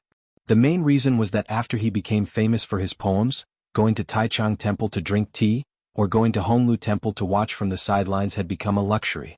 The negotiations were over and Northern Qi's diplomatic mission had already left the capital, but Dongyi was still delayed for some time. When the news had truly died down, the Dongyi diplomatic mission left the capital with a lot of silver, somewhat unhappily. They did not know that the fact that the kingdom of Qing did not imprison them all after the night raid on the palace was already the result of His Majesty's magnanimity. Now Fan Xian could truly be said to have shaken the capital. No one paid attention to the power behind him but focused on him personally. After all, in this world he was the only one who could make the great Zhuang Mohan vomit blood on the spot. Furthermore, he was so young. As if it had been discussed beforehand, the crown prince and the second prince increased their efforts to draw him to their side. Li Hongqing often brought Ro Jia to the manor for tea, and Xan Shaoqing also used the excuse of not seeing him for a long time to visit. But Fan Xian had many things to do, so for the time being he pushed both sides away. In the banquet plan he had only completed 2 parts. The first was to successfully find the key, and the second was to almost successfully frame Dongyi's Yun Jilan, causing the court to increase their surveillance. This 9th-level ace was so badly battered that he could not even think of challenging Fan Xian to a duel until he left the capital, in order to ensure his own safety. He had found out that the eldest princess was colluding with Northern Qi, but he had been waiting for the right time to throw it into the pot. 2 days after the Dongyi diplomatic mission left the capital, Fan Xian knew that the time had come. Fan Xian could not use the secret agreement between the eldest princess and the young emperor of Northern Qi to beat someone up, because there was no documentary evidence or witnesses. Fan Xian also did not dare to meet with the emperor, although with his current reputation in the capital, it would not be difficult to meet with the emperor. But he had a very complicated conjecture about the emperor, and he could not guarantee that the emperor, in order to protect the royal family's reputation, would not kill him after finding out about the eldest princess's scandal. If it had been a normal citizen of the kingdom of Qing, after encountering such a situation, they could only hide the secret forever in their hearts, not daring to tell anyone for the rest of their lives, until they vomited blood and died. But not Fan Xian. He had the memories of 2 lives and the knowledge of 2 lives. He knew the importance of public opinion and its destructive power. He also knew that to deal with the crazy eldest princess, he had to use even crazier methods. After the banquet, Shishan Paper Workshop, which had a monopoly on the paper industry in the capital, and the related industries of the palace treasury, still occasionally touched the business of Dambo bookstore. But the eldest princess had no way to command the 8th Bureau of the Overwatch Council, so she only did small things. And Fan Xian knew that this was the calm before the storm. And he decided to act first before the storm arrived. That night Wu Zhu stood in a corner listening to him speak. Ever since he had opened the chest, Wu Zhu had come to Fan Manor more often. It seemed that he was more worried about Fan Xian's safety. Fan Xian thought as he spoke. If you don't want to leave any traces, then you have to rob everything. Wu Zhu tilted his body to show that he understood. Fan Xian continued. These days the ones who have been suppressing the business of Dambo bookstore are the Shishan Paper Workshop and Wansong Hall of the Palace Treasury. So we have to rob the Palace Treasury's paper, and then use Wansong Hall's ink. But, uncle, has anyone in this world ever seen the words you write? Wu Zhu said coldly, don't worry. Fan Xian knew that his seemingly useless and absurd plan would certainly work. He smiled. Things like flyers don't need to be too big. He used his hands to measure the size. The key is to have a lot of copies. We have to put them up everywhere, especially in places like the Imperial College and the Imperial Library. We have to put up a few more copies. The students are young and hot-blooded and are the easiest to provoke. And the scholars in the Imperial Library also like to play with their strength of character. After seeing the flyers, I think they'll be so angry they'll pull out their beards. Wu Zhu said coldly, the content. Fan Xian raised his eyebrows and sighed. I really am like an underground member of the party. He began to recite in detail how the flyers should be provocative. He had to give details that seemed both true and false, such as how the eldest princess had spoken to Zhuang Mohan, how Yan Bingyun had suffered in hiding in northern Qi, how he had been mercilessly abandoned by the nobles in the palace, how the eldest princess had harmed the interests of the court in order to seek her own interests, what benefits she had obtained, how many fake eunuchs she kept in the palace, how many old lovers she had outside. Wu Zhu calmly analyzed. No one would believe that the eldest princess would sacrifice so much just for some monetary gain. Fan Xian raised his eyebrows again. There aren't many people as smart as you in the world. As long as the people believe it, it's fine. As for the emperor, let's give him a reminder. Wu Zhu said coldly, the emperor doesn't need you to remind him. Chapter 144. Fan Xian smiled. If the eldest princess who lived in the palace was in contact with northern Qi, and the emperor who had countless spies under his command knew nothing about it, it would be inexcusable. He sighed. So I don't understand. Why did he let the eldest princess live in the palace and not go to his fief? The eldest princess is the Empress Dowager's most beloved daughter. She is his sister and he has nothing to fear. How do you think the emperor will react after this? Fan Xian trusted Wu Zhu's analytical skills. Immediately mobilize the Overwatch Council to eliminate the influence you have single-handedly created. Reward the eldest princess generously to prove the unity of the royal family. After things have calmed down, find a suitable opportunity to have the eldest princess return to her fief, Xinyang. Wu Zhu said coldly. When rewarding the eldest princess he will probably reward Princess Qin, and at the same time promote you. Fan Xian smiled bitterly. He knew that Wu Zhu was describing the possible truth, but it sounded like a cold joke. Why didn't the emperor think of using my simple method to force the eldest princess out of the palace? If what you say is true, he already knew about the eldest princess collusion with northern Qi. First of all, your method is perverted. Second, he doesn't need to force his own sister out of the palace. He likes to wait for those who are hiding below the surface to surface, and then capture them all in one fell swoop. He is used to doing this sort of thing. Fan Xian could tell that Wu Zhu had great faith in the emperor's abilities. His brows furrowed even tighter. Although the royal family were all heartless bastards, when comparing the two, the emperor, whom he had met twice, was clearly gentler to him than the eldest princess. Thus, Fan Xian unconsciously began to worry about the rebellion that could happen in a few years. So by doing this, will we be able to alleviate the situation in the palace? The eldest princess should still have companions in the palace. I will investigate, Wu Zhu said coldly. Fan Xian thought for a moment, then decided to proceed with the plan. He smiled bitterly. I must find a way to get the eldest princess away from the palace for a while. Otherwise, before the emperor can capture them all in one fell swoop, I will become a ghost under their hands. The emperor has the courage and strength to wait for them to make the first move, but we do not. If a power that dared to collude with a foreign country fell into some kind of fanatical mood to deal with Fan Xian could only run behind Wu Zhu. Although traveling the world was Fan Xian's wish, he was not willing to pay the price at the moment. I'm going. Go. Fan Xian waved his right arm, feeling that he really did have the air of a young student leader. In his previous life he had seen many films about the war of resistance against Japan. He felt that the kingdom of Qing in the darkness of night was very much like Beiping, which had been occupied by the Japanese. He and Wu Zhu were the brave students who fought against the invaders, carefully distributing leaflets in the darkness, calling on the people of the kingdom of Qing to rise up against their shameless rulers. He smiled and lay back on the bed.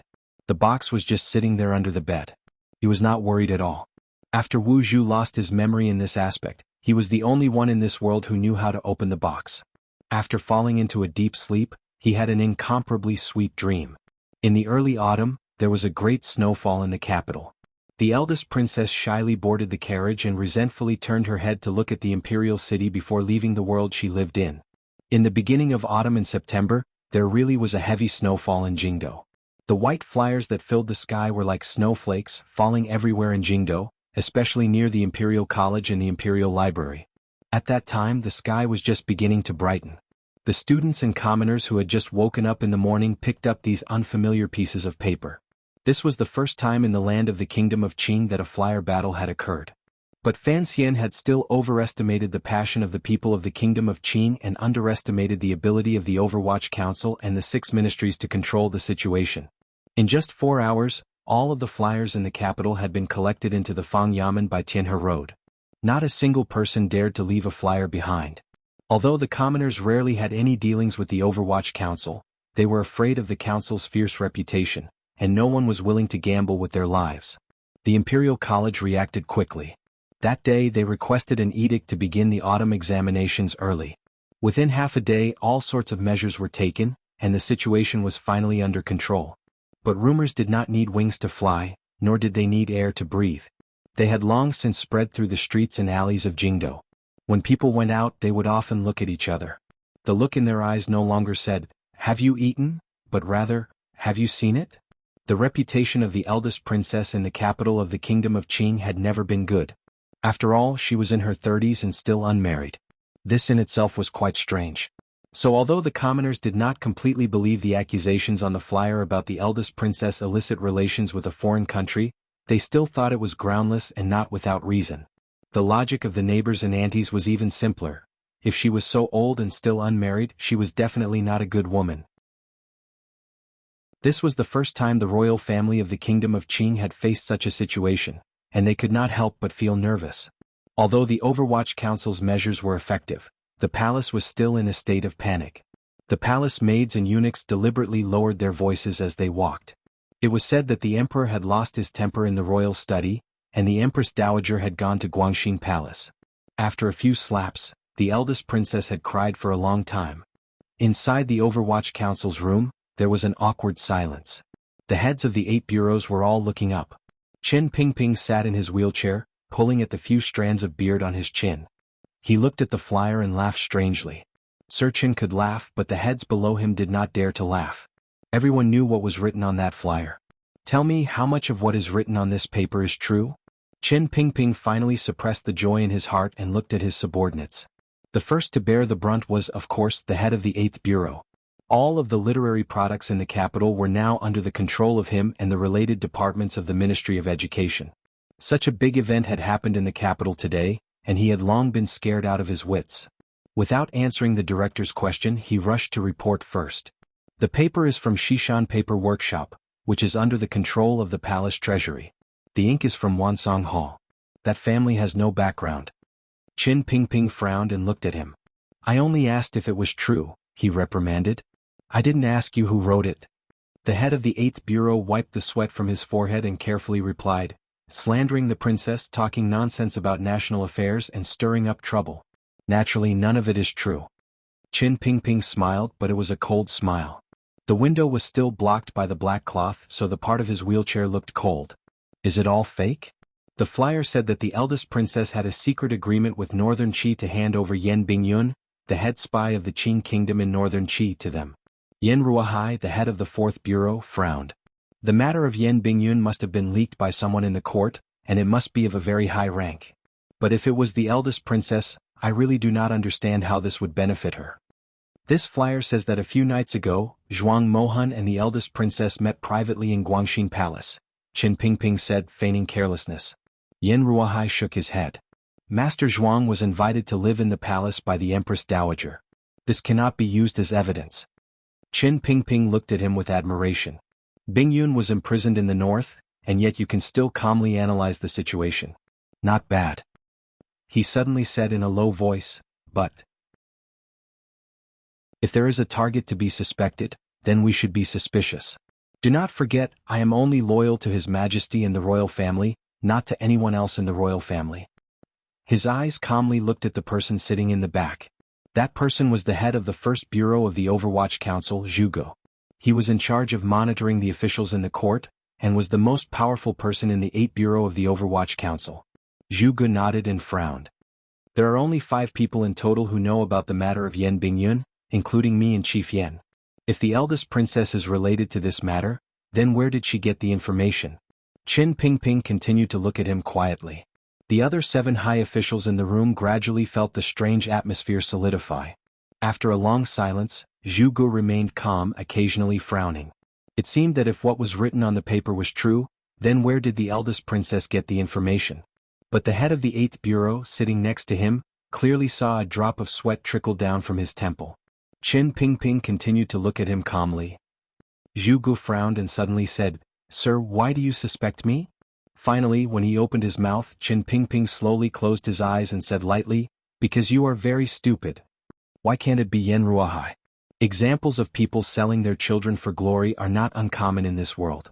From the day Zhu Gu learned that Yen Bingyun had been captured, he knew that something was going to happen to him. He laughed bitterly and looked at Yen Ruahai. "You are the head of the 1st Bureau and Fei Jia is old. If I step back, it should be you who takes over the council."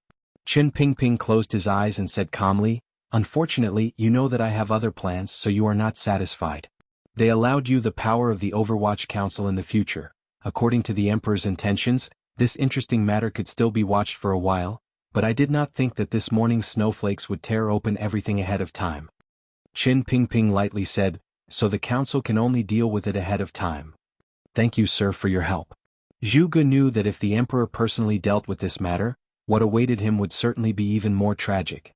His throat gurgled and he breathed heavily with some difficulty. Chapter 145. Qin Pingping looked at him without a trace of pity. "You have followed me for 12 years. Before you die, I will give you a chance to say one last thing."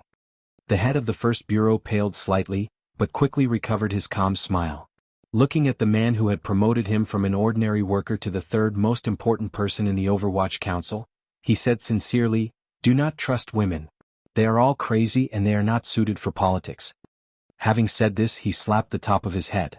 With a crack, his body went limp and he collapsed onto the wooden table, no longer breathing. These were his heartfelt words. Even if the conversation between the eldest princess and Zhuang Mohan had not been overheard by Fan Xian, Qin Pingping's expression showed that the eldest princess had long been the focus of the council's attention. From the moment the eldest princess madly betrayed Yen Bingyun, Zhu Gu, the head of the 1st Bureau, was destined to die. The corpse was dragged out. Naturally, there were rules to deal with the aftermath. Qin Pingping looked at the paper in front of him again and shook his head. Continue the analysis. Who would be so crazy as to reveal everything? He could be as calm as an ancient well, but when the other 7 heads saw a colleague they had worked with for more than a decade meet such a tragic end, they could not help but feel a little emotional. After a moment, they recovered and said, "The Dongi diplomatic mission was the last to leave the day before yesterday, and today this happened. I think Dongi has something to do with it." "That's right. According to the results of the palace's investigation, the assassin who entered the palace on the night His Majesty invited the envoys of both countries to a banquet must have something to do with Dongi. It was also that night that the assassin appeared in Guangxin Palace and killed one of the eldest princess serving girls. It was probably at that time that he overheard the conversation between the eldest princess and Zhuang Mohan. The reason Dongi is releasing this information now is that they hope the court will be thrown into chaos for a while. After all this time, the 2 countries did not reach an agreement with Northern Qi, so Dongi is afraid that the court will send out troops. And if this matter is exposed, His Majesty will be shocked, and the agreement with Northern Qi will probably be torn apart. The 2 countries will go to war again, and Dongi, who has always been caught between the cracks, will probably be happy to see that happen.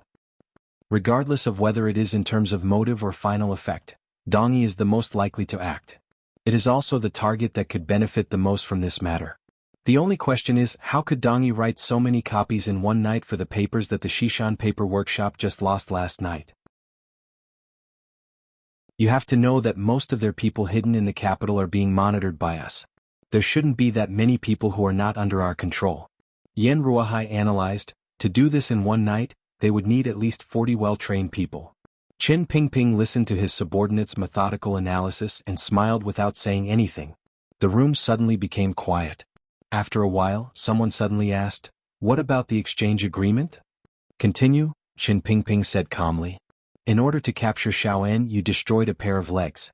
Now, because the eldest princess sold him out, you want Xiaoen to be released. I cannot accept this." "Unwilling? Do you have any way to bring Yen Bingyun back alive?" Qin Pingping laughed coldly. "The exchange must be made. We will deliver Xiaoen alive into the hands of Northern Qi, but we can only let him see the sky of Northern Qi's Shangjing." Everyone knew that the director had a plan. They nodded slightly. No matter what, these people did not want Xiaoen to be returned to Northern Qi. That old man had been the head spy of Northern Wei, and who knew how many Qing spies he had killed. Furthermore, the information in his mind even to this day posed a great threat to the kingdom of Qing. If it weren't for the fact that the person captured by Northern Qi was the son of the 4th Bureau's Yan Ruohai, these ruthless spies of the kingdom of Qing would certainly have written to the director to persuade His Majesty to let the unfortunate man captured by Northern Qi sacrifice himself for the country. Yan Ruohai also knew this, and so he was extremely grateful to the director. Suddenly he asked, "What about the eldest princess?" "We are loyal to His Majesty. We do not know what His Majesty has not said. We will not do it." Qin Pingping made his final decision. "Should we capture the Dongyi diplomatic mission?" "What for? Admit that the royal court has lost face? Let the 8th Bureau handle this matter. Say that the remnants of Guyu in the south, unwilling to accept the fall of their country, spread rumors in the capital. They have all been captured. Take a few of them from prison and kill them in the market. Before you kill them, make sure that all the people of the capital come to see the spectacle," Qin Pingping said lightly. The subordinates took their orders and left, disinfecting, spreading rumors and arresting people. Only Yan Ruohai stayed until the end. He looked at the director and said calmly, "There is no poison in this world that can keep Xiao En alive and then kill him in front of the Emperor of Northern Qi." "What do you mean?" Qin Pingping asked. Yan Ruohai frowned. "I know my son. He would not agree with His Majesty's methods. I think he would be happy to exchange Xiao En's life." Qin Pingping looked at him coldly. "You must avoid arousing suspicion. Do not participate in the discussion. As for what to do, that is my business." Indeed, there is no poison in this world that can be so miraculous. Even Elder Fei, who is currently in the capital, cannot do it. But Xiao En must die and Yan Bingyun must return. He smiled. "Do not forget, 4.5 years ago I was the one who kicked your son to the north." Yan Ruohai was about to say something, but Qin Pingping stopped him with a wave of his hand. "I had originally planned to wait for Bingyun to return, and then have him take Zhu Ji's place. Zhuge could have lived a few more days. But today these pieces of paper are flying everywhere, and the capital is abuzz with discussion. I must give you an explanation." Qin Pingping sighed. What was hidden in the shadows suddenly became known to everyone in the capital. Such an absurd and effective method will probably force His Majesty to give an explanation to the officials who know of this matter. Qin Pingping coughed. "You should know that there is a commissioner in the council. I told you last time that I am preparing to send him to Northern Qi." Yan Ruohai frowned. "It is very dangerous." He understood that the director wanted to give the task of killing Xiao En to the commissioner. "If you don't think, you won't amount to anything." Qin Pingping's eyes seemed a little tired. "If he succeeds, I hope that one day in the future, you will be able to help him take care of this council." Yan Ruohai finally understood. He was slightly shocked and didn't dare to say anything more. He knelt in front of Qin Pingping's wheelchair and nodded. "Who did it?" Qin Pingping pushed his wheelchair to the window. His skinny fingers slowly lifted a corner of the black cloth, and like a child, he poked his head out the window. The autumn rain, which had lasted for several days, had stopped yesterday. Outside, it was a bright sunny day, and in the distance, the palace shone with golden light. Half leaning on the wheelchair, he looked at the piece of paper in his hand with the help of the light from the corner of the black cloth. He couldn't help but shake his head. "It's fine to say that she colluded with Northern Qi, but why did you have to say that she kept 3,000 men, and that she was promiscuous in the palace?" This matter involved the reputation of the royal family, and it was naturally inconvenient to discuss it in the previous meeting. Qin Pingping looked at the words on the paper, which were as neat as matchsticks, and laughed. "What nonsense. These words are a bit too ugly, but the handwriting and the style are really like that idiot from Dongyi City." Dongyi City, is it really you?" he said to himself in his heart, and a trace of a smile rose to his face. Sigu Jian back then was just an idiot, not this kind of lunatic. To deal with that crazy girl, the eldest princess, this method is quite effective. Who cares what kind of jade or porcelain it is? Just smash it and put it in a pile and no one can tell it apart. But you have disrupted His Majesty's rules and His Majesty will not be happy. Whether it was the meticulous Qin Pingping or the sinister and crazy eldest princess, none of them could have imagined that such a big matter had been caused by a pair of master and servant. Fan Xian calmly, even coldly, watched the aftermath of this matter. It seemed that the erotic literature he had dictated was indeed an unbearable burden in this country. No matter what, the emperor's true thoughts were deep in his heart, and he did not care how much damage the eldest princess's true power would suffer because of this. What he wanted had finally happened. Very quietly, the eldest princess moved out of the palace and returned to her own fief, Xinyang. As for what kind of conflict and power struggle there might be in the royal family because of this matter, it was not within Fan Xian's scope of consideration. Just as Wu Zhu had calculated, before the eldest princess left the capital, His Majesty had indeed generously rewarded her. At the same time, Fan Xian had also received many benefits. Although on the surface there was no relationship, it seemed that His Majesty had only praised him for bringing honor to the country. Once the edict came down, Fan Xian immediately went from an 8th-level functionary to a 5th-level functionary of the Imperial College. In the Flower Hall, Fan Xian held the edict and scratched his head. He asked his father, "What does a functionary of the Imperial College do?" "Teach the students of the Imperial College." Fan Jian also felt that this edict was too strange. He shook his head. "You haven't even taken the official imperial examinations, how can you be a functionary of the Imperial College? Does that mean I don't have to take the imperial examinations next year?" Fan Xian asked with a smile. "Yes." Fan Jian seemed to be in low spirits. He said lightly, "Not taking the imperial examinations is not the right path. Right now it looks very smooth, but in the future there will always be some obstacles." But then he thought about it again. Wasn't what he wanted for the Fan family to be safe, and for this beautiful young man in front of him to be able to live out the rest of his life in comfort? This was also that person's idea, otherwise he would not have given the child the name Fan Xian. His courtesy name was Enji. Hearing that he didn't have to take the imperial examinations, Fan Xian was overjoyed. With a face full of smiles, he returned to the study. He saw that Fan Xizha had long been waiting in the room, grinding an ink stick and looking at him. "What are you doing?" "Inscribing." "What inscription?" "Bang Xian's High Poetry Collection." Chapter 146. What is the Bang Xian's High? This is the study. Father said that this study will only be used by you in the future. We'll talk about it after you get married. I've already asked 7th Yi, the shopkeeper, to go to the Old Heng restaurant and order a plaque. The name will be Bang Xian's High. Fan Xian felt that something was wrong. Then what is the Bang Xian's High Poetry Anthology? The poem you recited in the hall that day has already been compiled into a collection by the imperial scholar. His Majesty was prepared to have it printed in the name of the Imperial Library. It was I who begged my father to go and ask for this errand. After the Shishan paper shop was robbed, the royal merchants were stripped of their duties and investigated. It took a long time for them to recover. In addition, the palace treasury received a warning from the palace and did not dare to target Dambo Bookstore again.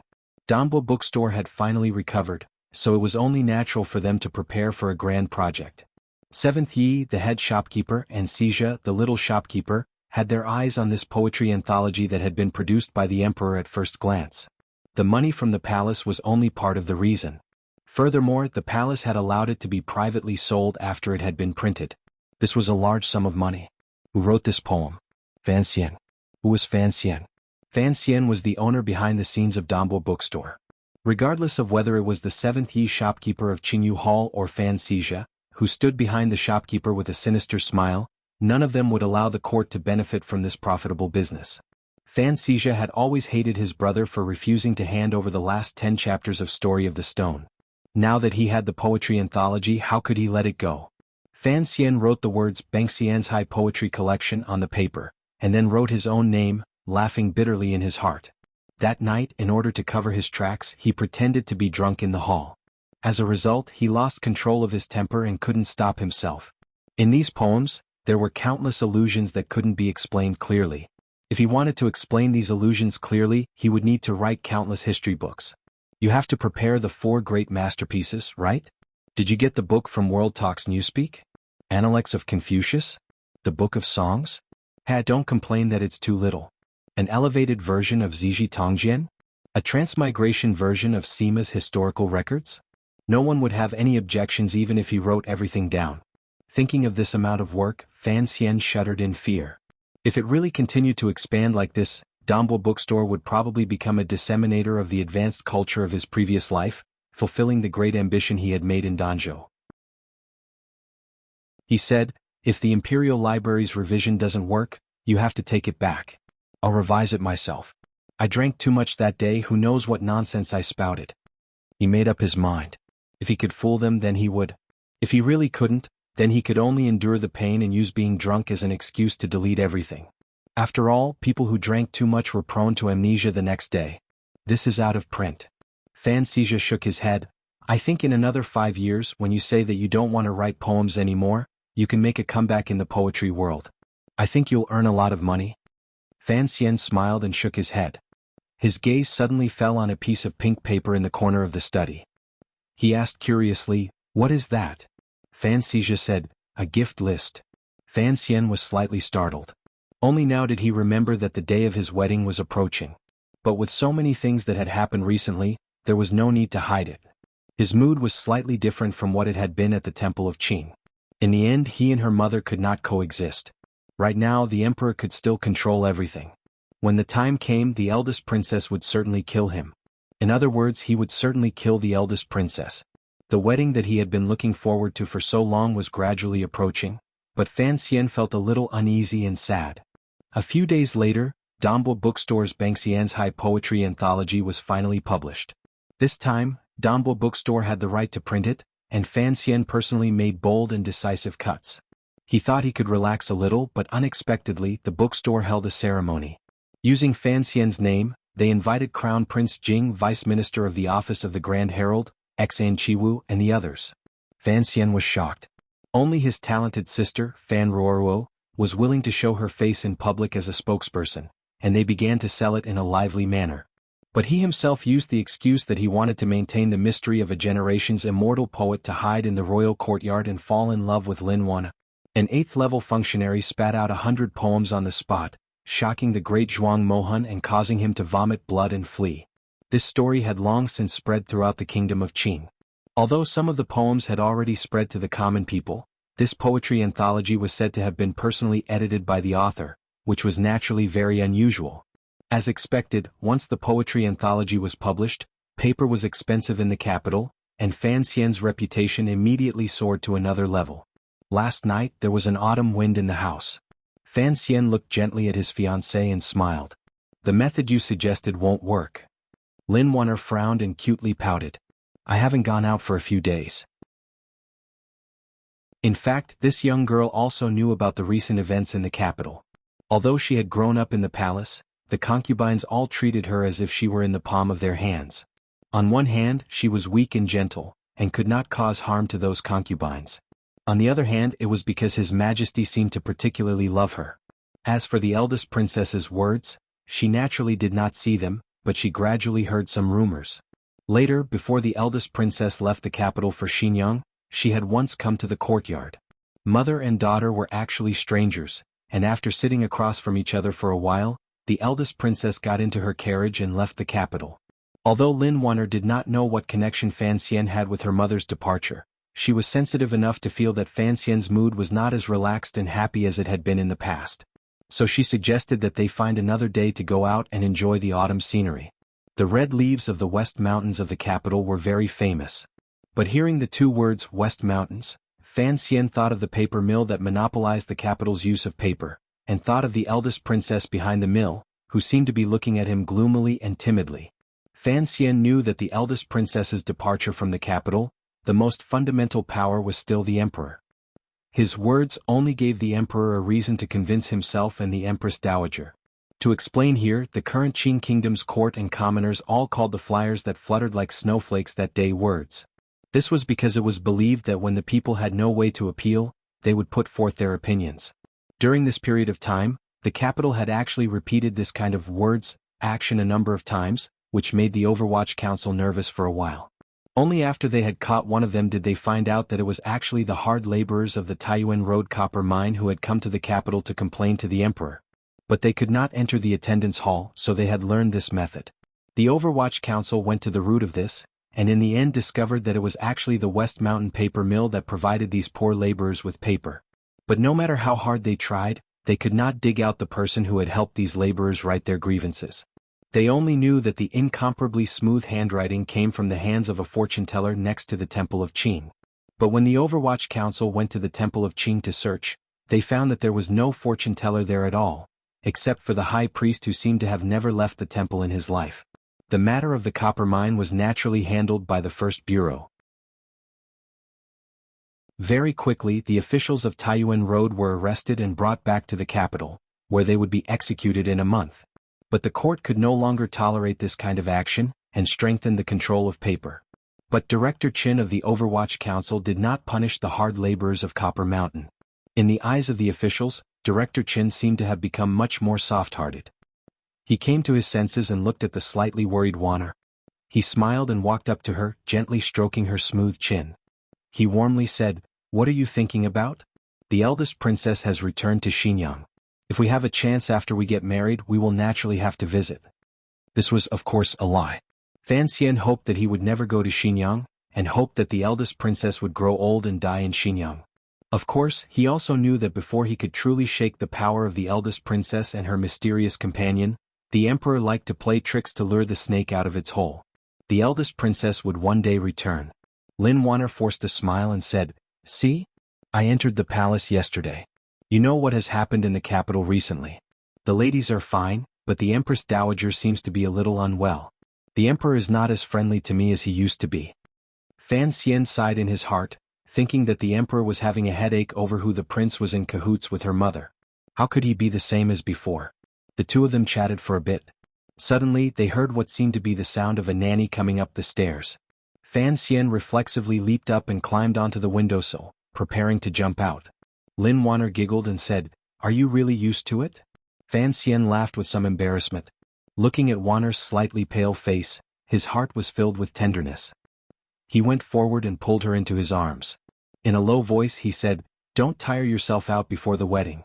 As for the illness and other things, don't be afraid. You have me. You have me in the future."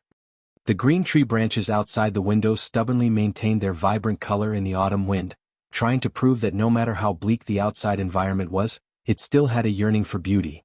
At the corner of the stairs, the servant girl Siki saw the young master and the young lady in each other's arms. She couldn't help but stick out her tongue playfully. She thought to herself that the young master of the Fan family was a gifted scholar, but he was still so shameless. With the wedding at hand, the entire Fan manor began to move. The eldest princess was not in the capital, so the arrangements were made by imperial concubine Shu in secret. The entire Fan manor, besides feeling proud, became even more cautious. They were afraid that they would not be careful enough and would not conform to the rules. But the rules themselves were a very difficult thing to do. Lin Wanner's status as a princess only worked in the palace. In the outside world, she was still the illegitimate daughter of Prime Minister Lin, who had only been forced by the emperor at the beginning of the year to recognize her. So whether the wedding would be carried out in the style of a princess or a normal marriage between the children of ministers could not be confirmed. Lady Lu entered the palace again and finally received clear instructions from the Empress Dowager. Although the Empress Dowager did not like the Lin family participating in the marriage of her precious granddaughter, she still had to bow her head to the rules of the world. She acquiesced to the participation of the Lin family, and at the same time announced that the wedding would not be carried out in the style of a princess. Although the high-ranking aunts of the Fan family who knew the inside story were a little disappointed, they thought of the marriage with the Prime Minister's family, which was also something to be proud of. So they eagerly began to make preparations. But no one had expected that the splendor of Fan Xian and Lin Wanner's wedding would be more memorable than the wedding of the princess and the son-in-law for years to come.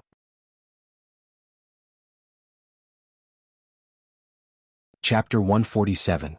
Autumn in the capital was different from other places. The red leaves of the western mountains were held by young girls in the market and sold like flowers. The white weeds of Yongyao market in the south were also tied into bundles and sent to the homes of the rich to ward off evil. The cool autumn wind blew through the streets and alleys of the capital, drifting over the tops of the trees and brushing the smooth cheeks of the ladies on the street. It blew away the steam rising from the restaurants, as if it wanted to blow away the dry air and gloom of the year.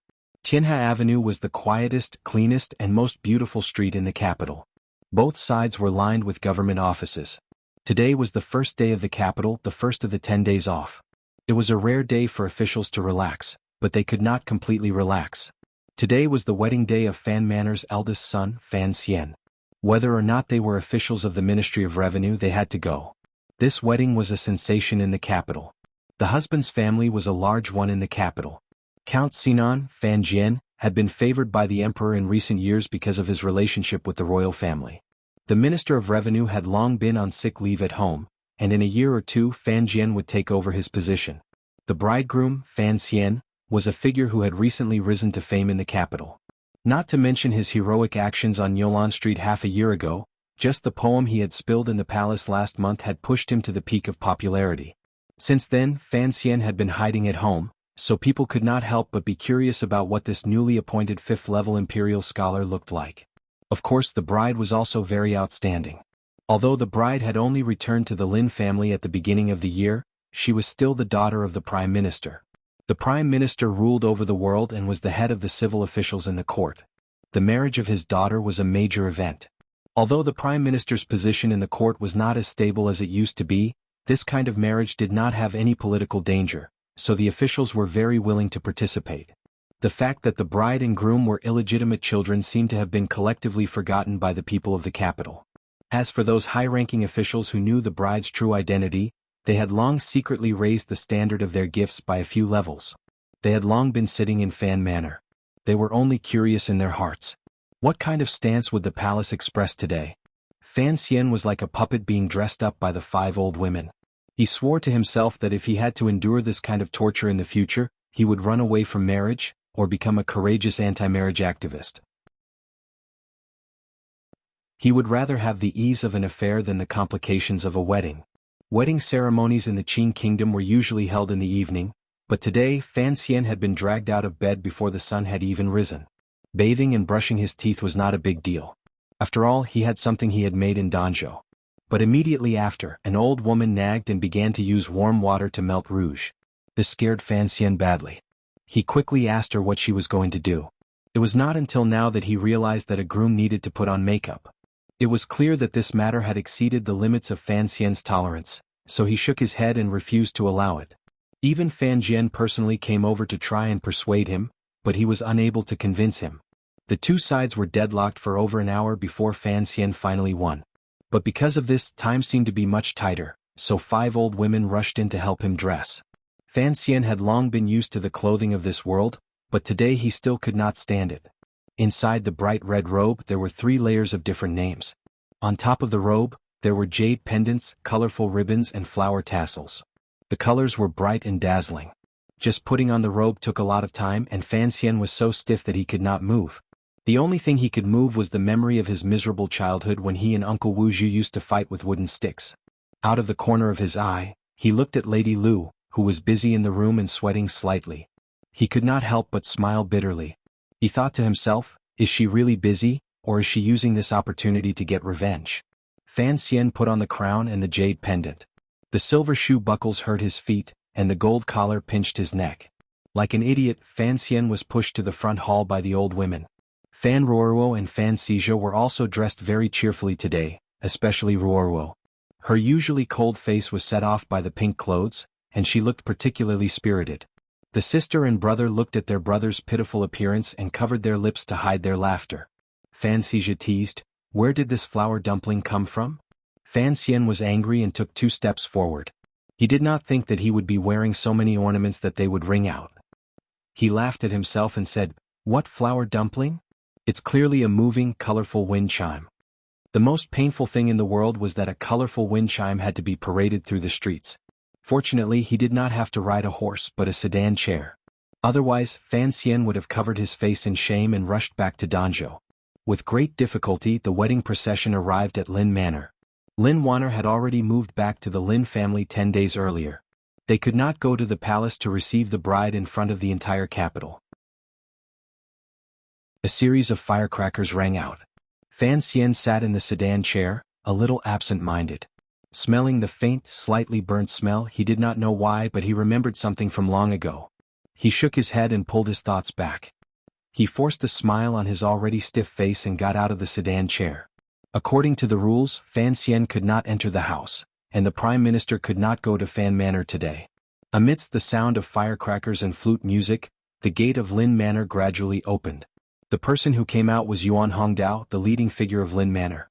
Today this strategist had pinned a red flower on his hat, which made him look rather romantic. "Master Fan." Yuan Hongdao greeted him with a face full of smiles. Fan Xian laughed bitterly in his heart. He silently cursed Yuan Hongdao for having the air of a second Yang, but he forced himself to look spirited. Mr. Yuan. The two of them had met a few times in the Prime Minister's manor, and knew each other's identities. They were not strangers. Half of the experts in the capital who specialized in receiving the bride had been snatched up by Fan Manor, so as soon as Lin Manor opened its doors, the old women opened their mouths to say auspicious things. Yuan Hongdao was stunned by their words, and in a short while the crowd rushed to the gate. Then they encountered a truly powerful resistance. As mentioned earlier, half of the experts in the capital had been snatched up by Fan Manor. Where was the other half? Of course, they had been snatched up by Lin Manor. So the two sides were spitting spittle. On the surface they appeared to be celebrating, but in secret they were swords without eyes. They boasted about themselves and belittled the other side. It sounded more like two extremely vulgar local tycoons getting married, rather than the Prime Minister's daughter marrying Count Sinan's son. Fan Xian laughed bitterly. He understood that this was a custom of the kingdom of Qin. Before receiving the bride and groom would quarrel in front of the manor. It was said that after this ceremony, all future quarrels between the newlyweds would be over. Because it was a custom, it was rare for such matters to damage the harmony.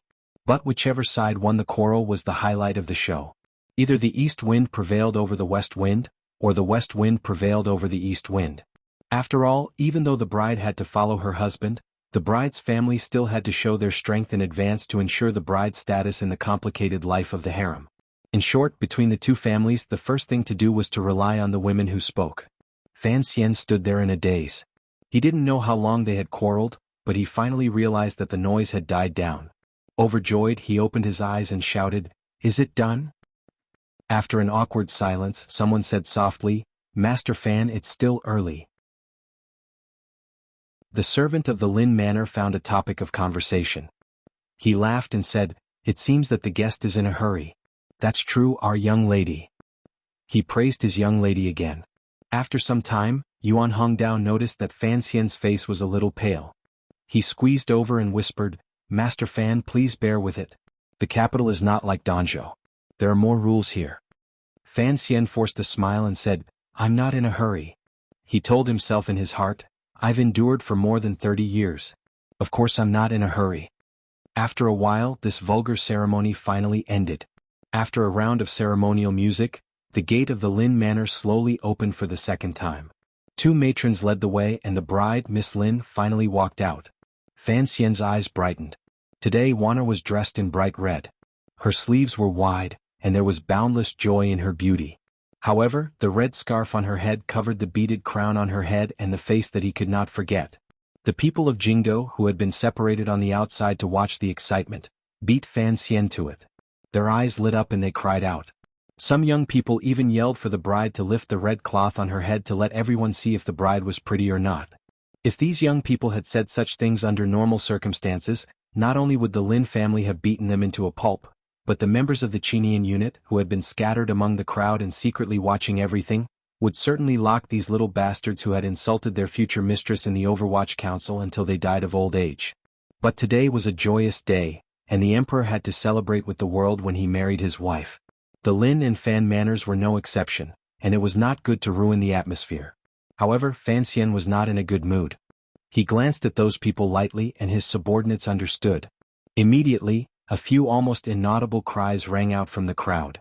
Presumably, the most excited young people had been kicked in the foot. After another set of routine procedures, Lin Wanner, dressed in bright red, lightly moved her feet and climbed into the bridal sedan in front of her. During the whole process, Fan Xian was not able to say a word to her. He did not look her in the eye or touch her fingertips. By the time he returned to the Fan Manor, the guests had already arrived. The ceremonial music was playing and it was very lively. The bride was first led into the inner room to sit, and the groom stood in front of the main hall to welcome the guests. Fan Xian's face was full of smiles as he talked to people he didn't know. In a low voice, he asked the person next to him, "When will the ceremony be held?" "It's still early, young master. After the same prison, the same table and the same equipment, there is also the same..." Fan Xian did not hear the rest of the words. He just suppressed the urge to curse and told himself not to rush. He had said it before, he had already waited for more than 30 years. What was there to rush? Chapter 148. Fan Xian didn't remember what he had eaten for lunch. He only remembered that he had drunk a lot of wine, and had been persuaded by officials with good intentions or agreed to write 2 poems to describe the occasion.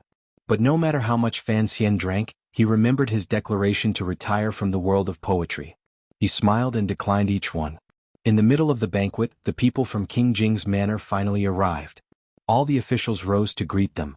Looking at the garden-like prince, Fan Xian smiled bitterly and wondered why he hadn't recognized him the first time he saw him. King Jing had always liked Fan Xian. Seeing him dressed so flashily today, he said in a muffled voice, "He doesn't know how to dress up." Fan Xian knew his personality.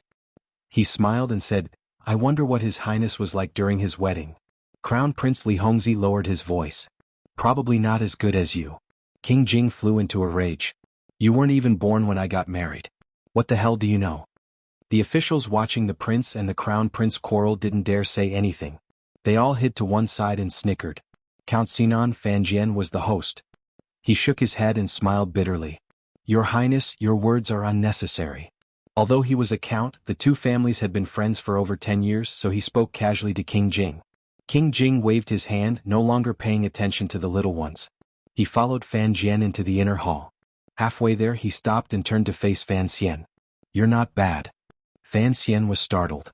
He quickly bowed and thanked him. Imperial Prince Jing frowned again and said, "I was originally thinking that after 2 years, I would give Rugia to you. I didn't expect that my older sister would steal my son-in-law away from me." He seemed to really regret it as he shook his head and walked inside. Who was King Jing's sister? Naturally, it was Fan Xian's mother-in-law, the eldest princess. Fortunately, he had spoken in a low voice so no one heard. But when Fan Xian heard that the prince was going to give Princess Rugia to him, he couldn't help but feel afraid. If he had to marry Rugia, it would be a terrible thing. Then he thought of his mother-in-law. She looked much younger than the prince and he couldn't help but wonder. As his mind wandered, Li Hongqing patted him on the shoulder and said quietly, "Given our friendship, I should have come earlier. But you also know that it is not convenient for me to come too early on an occasion like this." Fan Xian understood that although Li Hongqing had a good relationship with him, he was still Crown Prince Jing. There was no reason for him to rush to help the son of an official. That would be against the rules. He smiled and was about to say something when he heard Li Hongqing say quietly, "Rugia did not come today. She asked me to tell you." Fan Xian raised his eyebrows. Rugia had always been on good terms with Ruoruo and had a good relationship with him. Why hadn't she come to his wedding? Seeing his expression, Li Hongqing smiled bitterly and said, "My sister is wiping away her tears in the manor. What father said earlier was true. If it weren't for the fact that your fiancé also has a great background, father might actually ask the Empress Dowager to come forward and have you marry Rugia instead." Fan Xian was startled at first. Shortly after, he felt bitter in his heart. He realized that he really didn't know what to say today. It was better to keep his mouth shut. Finally, it was time to bow to heaven and earth. Fan Xian and Lin Wanner held the ends of the red silk and looked at each other lovingly through the red cloth.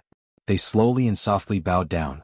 The sourness of the gesture moved Ruoruo to tears, and Fan Xija, who was next to her, was so mushy that he wanted to go crazy. As they bowed to their parents, Count Sinan Fanjian gently stroked his beard while Lady Lu, somewhat bashfully, sat on the matriarch's seat. The officials and nobles watching the ceremony were puzzled. When had Lady Lu been promoted? They didn't know that this was the result of a month of secret planning by Fan Xian. Fan Xian was not a person who repaid evil with good, but he was also not a person who held grudges.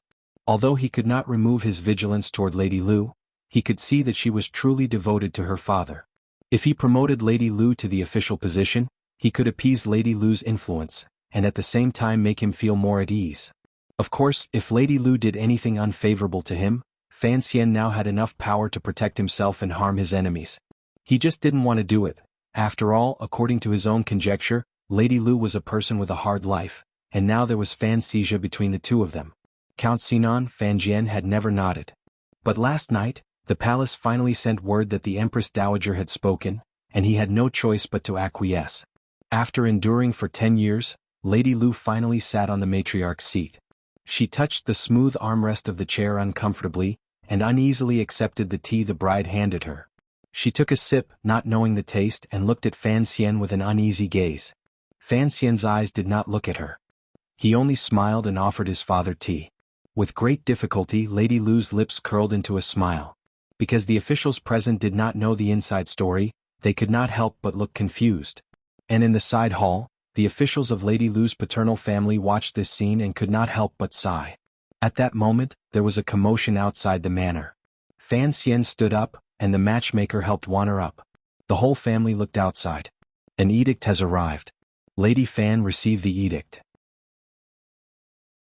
Eunuch Ho, who was familiar with the Fan family, pushed open the door with a smile and announced the edict from the palace.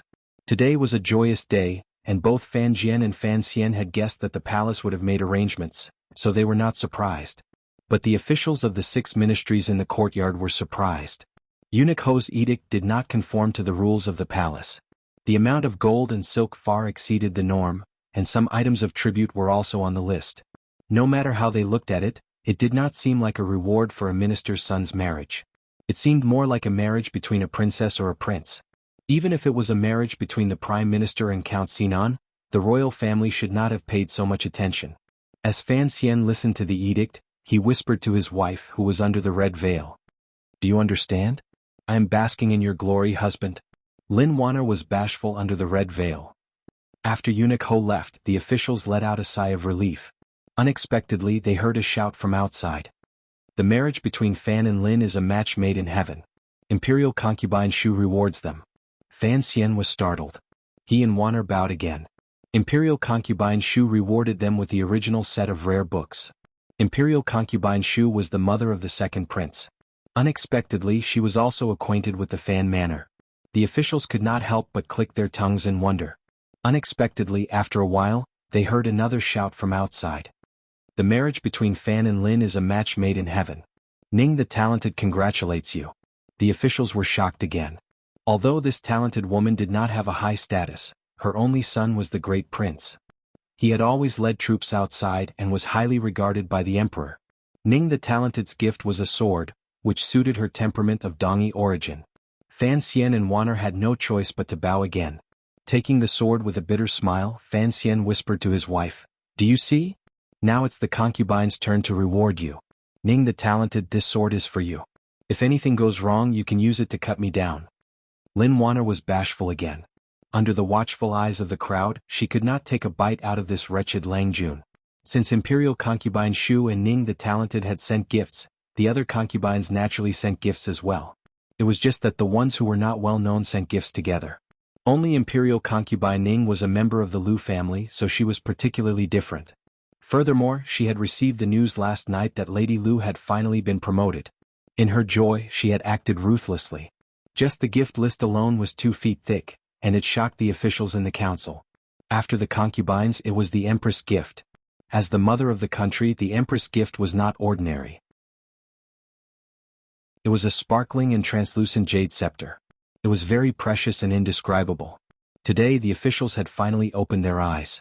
Since the founding of the Kingdom of Qin, there had not been a child of an official whose marriage had alarmed so many nobles in the palace. Of course, the officials who knew Lin Wanner's true identity knew the inside story.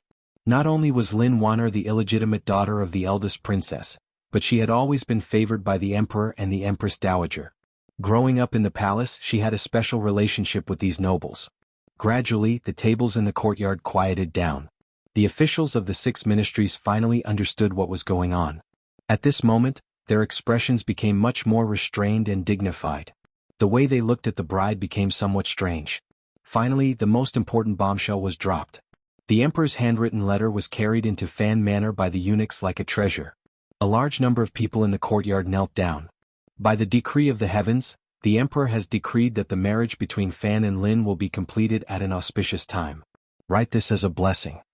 Fan Jian and Fan Xian carefully took it and unfolded it for everyone to see. On the pure white paper there were 4 large words, 100 years of bliss. It was a very simple meaning, but the emperor, who did not like to get involved in the family affairs of his officials, had written it himself. The hidden meaning was not simple. Everyone in the courtyard guessed that Fan Xian had married Lin Wanner. He was as lucky as picking up a big ingot. In a room deep in the palace, the emperor of the Kingdom of Qin was smiling as he looked at a painting. The painting was of a yellow-robed woman. The emperor had married Wanner, whom he admired the most, to Fan Xian. He thought that the woman in the painting would also like this daughter-in-law. For Fan Lin's marriage to be so grand, everyone thought that it was because the emperor loved Wanner. Even the concubines in the palace did not think of anything else. But the emperor knew that he only wanted to make up for the regret of Fan Xian not being able to marry as a prince. The emperor looked at the woman in the painting, and a smile rose to the corners of his lips. You used to like this kind of excitement. I hope he likes it too.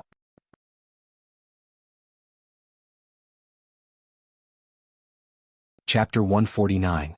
Only a young girl who had read too many romance novels would like this kind of wedding scene.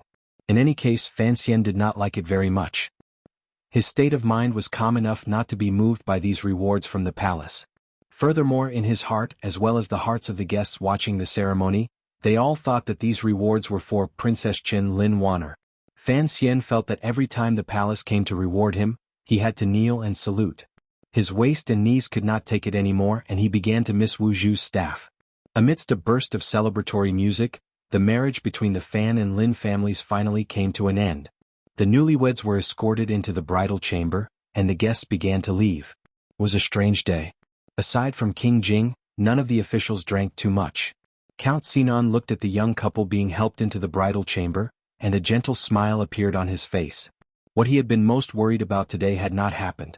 It seemed that the crown prince and the second prince also knew that attending their son's wedding ceremony without regard for their status would arouse the vigilance of the palace and conflict with Fan Xian. But the crown prince and the second prince still had people send over heavy gifts. At nightfall, the newlyweds finally arrived at the newly built garden with the help of the servant girls, and returned to their own residence. The place was also brightly lit with red candles, and everywhere was plastered with the character happy. It was a very festive red. Here, Fan Xian finally relaxed. Some of these servant girls had been bought by him, some had been gifted by King Jing, and a few had come from the palace with Wanner. Basically, they were still somewhat afraid of a young master like him. He entered the room, stretched, and smiled as he called for everyone to leave. The servant girls in the manor all kowtowed to the newlyweds outside the door. Wanner's personal servant girl, Siki, hurriedly took out some money to distribute. Siki, you must be tired. Go to sleep. Fan Xian smiled as he spoke, his brows furrowed into a Y shape. Siki looked at her mistress with some embarrassment, thinking that she had not drunk the joyous wine yet. At that moment she saw Lin Wanner's hand, which was on her lap under the red veil, wave imperceptibly as if to chase someone out. The servant girl covered her mouth and laughed, then hurried out of the bridal chamber and closed the wooden door. Only Fan Xian and Wanner were left in the room. Come out if you don't want me to hit you, Fan Xian said coldly to Lin Wanner's surprise. As expected, Fan Xian wriggled his fat body out from under the bed with great difficulty, then rushed out with his head down. Fan Xian frowned. Don't you think the toilet behind the bed will suffocate him to death? Lin Wanner giggled under the red veil. This toilet hasn't been used. Fan Xian thought that was true. The toilet was painted with gold, and the inside was covered with vanilla. Seeing that there was no one around, and that the red candles were still and flowing like jade, he rolled his eyes and chuckled. He walked forward and held Lin Wanner's slightly cold hands that were exposed behind her wide sleeves. He suddenly thought of Uncle Wuzhu. If that great grandmaster liked to stand in the corner as usual, then when the two of them were enjoying themselves in bed and saw the ghost in the corner, Fan Xian would not be so scared that he would get sick in that area. He quickly coughed twice and said softly, "Is Uncle here?" Uncle was not here. Being held by him, Lin Wanner thought of what was about to happen. She had long been embarrassed. Suddenly hearing him call her uncle, she couldn't help but be confused. Nothing. Fan Xian smiled. In the future when things are settled I'll let you see him. Oh. Lin Wanner was confused. She didn't know who he was talking about. Wife. Fan Xian did not follow the rules and used the ruler to lift up the red veil on Wanner's head. Instead, he gently used 2 fingers to pick up one side of the red cloth and slowly lifted it up. He saw the red cloth gradually move up, revealing a girl's slightly lowered and bashful jade-white chin. Above it were 2 soft lips, the tip of her nose slightly raised, and her eyes tightly shut because of nervousness. Her long eyelashes trembled slightly. The red candles gradually dimmed. Fan Xian nervously sat on the side of the bed. The thumb of his right hand gently stroked his wife's smooth cheek under her ear. Cough, cough. 2 very untimely coughs came from outside the room. Then came the sound of Fan Xian's personal guards unsheathing their swords, grunting as they fell to the ground, and finally the surprised cry of Wang Qinian, who was on duty tonight. Fan Xian's brows furrowed. He had already burst through the door. The bright red wedding robe on his body floated out like a red cloud. In the dark night, it was particularly alluring. The red cloud floated and he couldn't see clearly who it was. With a shake of his wrist and a shift of his feet, he had already avoided the palm that the other person had sent to his shoulder. Spontaneously, he took out a thin needle and pierced it into the other person's shoulder. The poison on the needle was very strong. Presumably, the other person would not be able to move. At this moment, out of the corner of his eye, he saw that 3 or 4 of the guards in front of the stone steps had already fallen unconscious. Wang Qinian, however, was looking behind him with a face full of fear. Fan Xian was shocked. Who in this world could be poisoned by his own poison and still be able to move? Feeling the sound of breaking wind coming from behind him, he gave a muffled grunt. Turning his palm into a knife, he swung it out. Just as the knife was about to hit the person's face, Fan Xian let out a pained groan. Hugging his stomach, he squatted down. One reason was that the person couldn't hit him, and the other reason was that he had been poisoned. The person's hair was somewhat messy, and his face was full of hardships. He was very old, but his true appearance could not be seen. A pair of cold and gloomy eyes were dyed a light brown color. He looked very frightening. "Teacher?" Fan Xian cried out in surprise. His stomach felt a sharp pain. Not daring to be careless, he quickly took out an antidote pill from his belt and chewed it. He didn't know if it was right. Then he hurried forward to greet him, hug him, and silently criticize him. He was touched that Fei Jie, whom he hadn't seen for 10 years, had suddenly arrived today. "Your appearance hasn't changed much." Fei Jie sat in the study, drinking tea and enjoying the servant girl's leg massage. He looked at Fan Xian, who was standing next to him. "I thought that after 10 years I wouldn't be able to recognize you. I didn't expect you to be so beautiful." Fan Xian sighed but didn't dare to sit down. He said, "Teacher, can you, even if it's just once, don't sneak into my room in the middle of the night. It's easy to cause a misunderstanding. Although students use soft pillows in their rooms now, what if I had stabbed you with a knife just now? You are clearly the weakest in martial arts among the 8 bureaus, but you still like to dress up as a night ranger. It's very dangerous." In fact, Fan Xian had imagined the scene after his reunion with Fei Jie countless times. It could be that the two of them would hug each other and cry bitterly. It could also be that they would pour each other poison tea to test their skills after parting. But he had never thought that on the day of his wedding, when the night of spring was short, this old man would come to disturb him. Originally, some thoughts of parting with his teacher had long since turned into unsatisfied anger.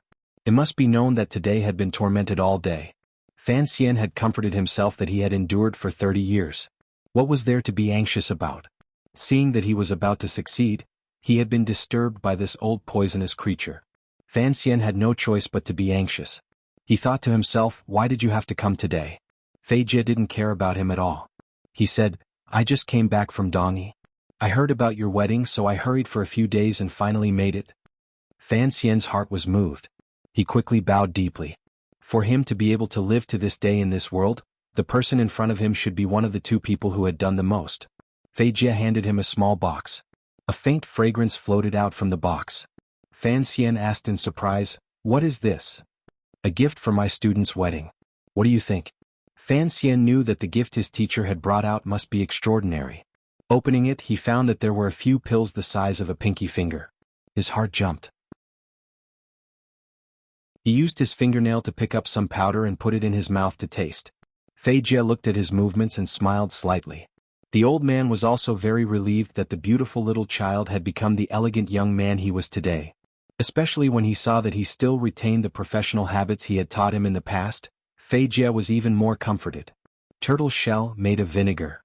Fan Xian frowned as he analyzed the ingredients in the pill. Rehmannia, donkey hide gelatin, beeswax. But there is one medicine that I can't taste. I smoke. Fei Jie's lips curled up. He seemed to be somewhat proud. I smoke? Fan Xian had already guessed what the pill was for. Thinking of his teacher's astonishing methods, he couldn't help but feel a lot more confident. He asked in surprise. Correct. It is a medicine from overseas. Dongyi has been a merchant for generations.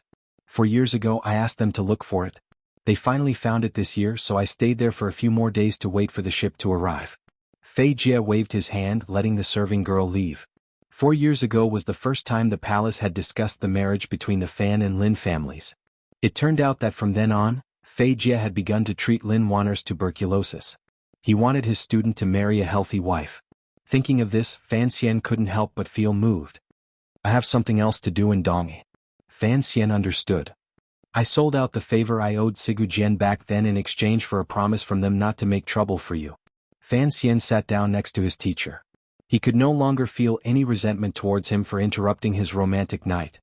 He said gratefully, "Thank you, teacher, for the medicine." "Thank you, teacher. This is my first time making this medicine, but I've tested it. It works." Fei Jie smiled slightly. A clear light flashed through his light brown eyes. "But there are some side effects. You must listen carefully. Teacher, please speak." Seeing Fei Jie's seriousness, Fan Xian's expression also became serious.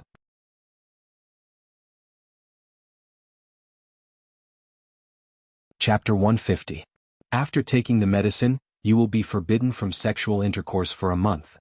Fei Jie smiled, hiding the true side effects. "You are so cruel." Fan Xian stared into his teacher's eyes, wishing he could bite him to death. "Then I'll let one take the medicine tomorrow," Fan Xian said worriedly. Fei Jie almost spat his tea on his face. He pointed at his nose. "You are so strong. There are countless brothels in the capital. Do you really have to be in such a hurry tonight?" Fan Xian chuckled. "Because I know you are playing with me." Fei Jie really couldn't do anything to this pretty boy. He wasn't his match 10 years ago, and 10 years later he was even less of a match. He could only stand up angrily. "Am I destined to owe you something in my previous life? You can guess everything." Fan Xian quickly stood up and comforted him. "Because you love me, teacher." Fei Jie suddenly looked into his eyes and was silent for a long time. Because the study was new, the smell of wood still wafted through the room. The atmosphere was a little strange. After a long time, Fei Jie said lightly, "You've been in the capital for a long time and you've been to the Overwatch Council. I presume you already know some things." "I know some." Fan Xian's smile was pure. "For example, I know about my mother, but I still don't know about my father." He looked into Fei Jie's eyes. Even someone as ruthless and vicious as Fei Jie felt the pressure. He smiled and changed the topic. It was quite clever, and Fan Xian couldn't press him any further. "I presume you know that the lady established the Yi family with her left hand and the Overwatch Council with her right. Now both Count Sinan and the director want you to take over. It's just that Count Sinan wants you to take over the business of the palace treasury, and the director seems to want you to take over the Overwatch Council." Fan Xian shook his head. "Teacher, the token you gave me back then was actually a commissioner token. Actually, once I understood what this token represented, I knew what might happen next. What is your opinion?" "My opinion is actually different from the director's." Fei Jie seemed a little depressed. "The Overwatch Council is too close to the emperor, and can easily be dragged into those terrible political struggles. Although the palace treasury is also a hot potato, it is easier to control than the Overwatch Council." Fan Xian nodded, but he smiled bitterly in his heart. He thought that he seemed to have long been involved in those palace struggles. Even the eldest princess being forced to leave Jingdo seemed to have something to do with him. After thinking for a while, he smiled and said, "Teacher, don't waste your energy. You must be tired from the journey, so stay in the manor for the time being. As for the future, let's not talk about whether or not I want to accept mother's inheritance. I'm afraid that even if Director Chen and father wanted to give it to me, there would be many people who wouldn't be willing." Fei Jie nodded and said gravely, "This matter is very complicated, and I don't think the Prime Minister will stay in court for much longer." Fan Xian furrowed his brows. His father-in-law had long since shaken off the Wu Bowen incident. What could have happened? Fei Jie didn't explain. He only quietly asked, "Is Sir Wu in the capital now?" Fan Xian didn't think for a moment. He said directly, "After I entered the capital, he left. I think he went to the South Sea to find Yi Luyun. I'm not sure what he wanted." Fei Jie shook his head and suddenly looked at Fan Xian. He frowned and reprimanded him. "I hear that you like to write poems in the capital, and that you've made a name for yourself?" Fan Xian smiled with some embarrassment. "Teacher, you know that I've liked to write sour things since I was young." Fei Jie sighed and said, "It seems that the so-called salt cellar old XN was also your excuse." Fan Xian chuckled twice. Fei Jie couldn't help but shake his head again. He looked at him and said, "Your mother used to be extremely talented, but she despised sour rotten people. After you entered the capital, you spent all your time pondering these petty tricks. If your mother could see you in heaven, wouldn't she be half dead with anger?" Fan Xian shrugged. In his previous life, his mother was probably the most terrifying female science professor. Naturally, the path she took was different from his. Fei Jie refused Fan Xian's request to stay the night. He also had a house in the capital. As he prepared to leave, Fan Xian finally couldn't help but ask a question. Teacher, back then you, Qin Pingping and Uncle Wu Zhu were always with my mother, right? Yes. Did my mother get some medicine from you? What medicine? Fan Xian shook his head helplessly. Aphrodisiac or knockout drug. Fei Jie seemed to think of something. A strange expression appeared on his face. He smiled darkly. You've just gotten married and you already need these things? The next morning, magpies chirped incessantly on the branches. Even the gradually yellowing leaves seemed to be stained with happiness and became much more tender. The morning sun shone through the courtyard, filling the courtyard with a faint warm color. The grass and flowers in the courtyard and the slanted stone path were all stained with dew. It looked very peaceful. With a squeak, Fan Xian pushed open the door and stretched. His face was slightly tired, but his eyes were incomparably clear. He yawned and smiled. He waved behind him. Hurry up and come out. The season of the day is in the morning. Qin, why are you lazing around in bed? Lin Wan'er's shy and anxious reply came from inside the room. I've never seen someone as shameless as you. Hurry up and close the door. Fan Xian laughed. It's so early in the morning. Yesterday's wedding, the servants are all tired. I'm afraid we'll be the first to wake up in the courtyard. As soon as he finished speaking, he heard a group of men and women appear out of nowhere from the front and back of the courtyard. They bowed to Fan Xian and said, "Good morning, young master." Fan Xian was startled. He quickly returned to his room and closed the door. After a while, the servant girls came in to help the newlyweds wash up. Only then did they put on their clothes and walk out the door. Fan Xian carefully held Wan'er's hand. Looking at his wife's angry face, he smiled. I spent some time with my teacher last night, so I didn't get much time. I'll make up for it tonight. Lin Wan'er had grown up in the palace and was careful with her words. Now that she had married a husband who liked to talk nonsense, she blushed. You're not being serious again. Fan Xian held her cool little hand and smiled. Ever since we were by the lake, we've been reading the scriptures. You're doing it again. From today onwards, you must call me husband. Yes, husband. Lin Wan'er's shy and obedient manner was very lovable. Hearing the word husband, Fan Xian thought of Mahjong. He thought of his life's miraculous encounters. He thought of last night's madness, the beauty of the spring night, and the eldest princess, who had been driven out of her fief by the emperor. He couldn't help but smile. I really do seem to have drawn a few more tiles than others. Since entering the capital, he had finally found the feeling of happiness. He couldn't help but sing in a low voice, I've left many feelings in the capital. Lin Wan'er, who was in his arms, opened her big innocent eyes and didn't understand a single word. Entering the Fan Manor from the corner of the garden, it was another bustling scene. The servants and servants stood on both sides to welcome the newlyweds. They all knew that this young mistress was an extraordinary person. On the day of the wedding last night, the continuous rewards from the palace had shocked all the Fan clansmen. After finishing his wife's tea, Fan Jian amiably let the two of them rise. He then chatted with Wan'er about Prime Minister Lin's health, and then let the two of them rest in peace. Seeing the new son and the new wife so well matched, Count Sinan felt comforted, and Fan Ruoruo was also very happy for her brother. The two of them returned to their own courtyard and heard a commotion outside. The servant opened the door and saw that the people from the Fan Manor in the suburbs of the capital had come to deliver gifts. Naturally, Fan Xian and Lin Wan'er didn't need to personally meet these people. They just had to send them away. But Ting Zijing and his wife had also come today, which surprised Fan Xian. Are your legs better? Fan Xian sat in the main seat and looked at Ting Zijing's legs with concern. Ting Zijing laughed. They've been better for a long time. It's just a little inconvenient to walk. Fan Xian smiled at Lin Wan'er beside him. Ting Zijing was the one who prepared the roe deer meat and white elk meat that I sent you a few days ago. Lin Wan'er smiled slightly and nodded. It had only been a night, but she had transformed from a young girl into a mature matriarch. It had to be said that life changes were always so sudden. After talking for a while, Ting Zijing and his wife were led away to rest.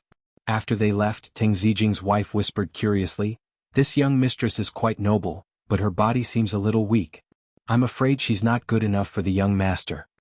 Ting Zijing was shocked and reprimanded her. "The young mistress is a true noble. Be careful that if someone else hears this, they'll tear your mouth apart." Ting Zijing's wife still had the charm of a young married woman, and smiled non-committally. It's just that the bride isn't as handsome as the groom. It's a little funny. Ting Zijing also smiled. In this capital, it's not so easy to find a girl more handsome than the young master. On the other side of the story, Grandmother Danzhou's gift had been delayed on the road for a number of days. Today it had finally arrived at Fan Manor. Fan Jian naturally went out to greet it, and he also had someone notify the young couple. Fan Xian was full of joy. Holding Wan'er's hand, he walked to the entrance of the courtyard. As they walked, he said, "Grandmother loves me the most. I wonder what she'll give us." When they reached the entrance of the manor, Fan Xian was stunned.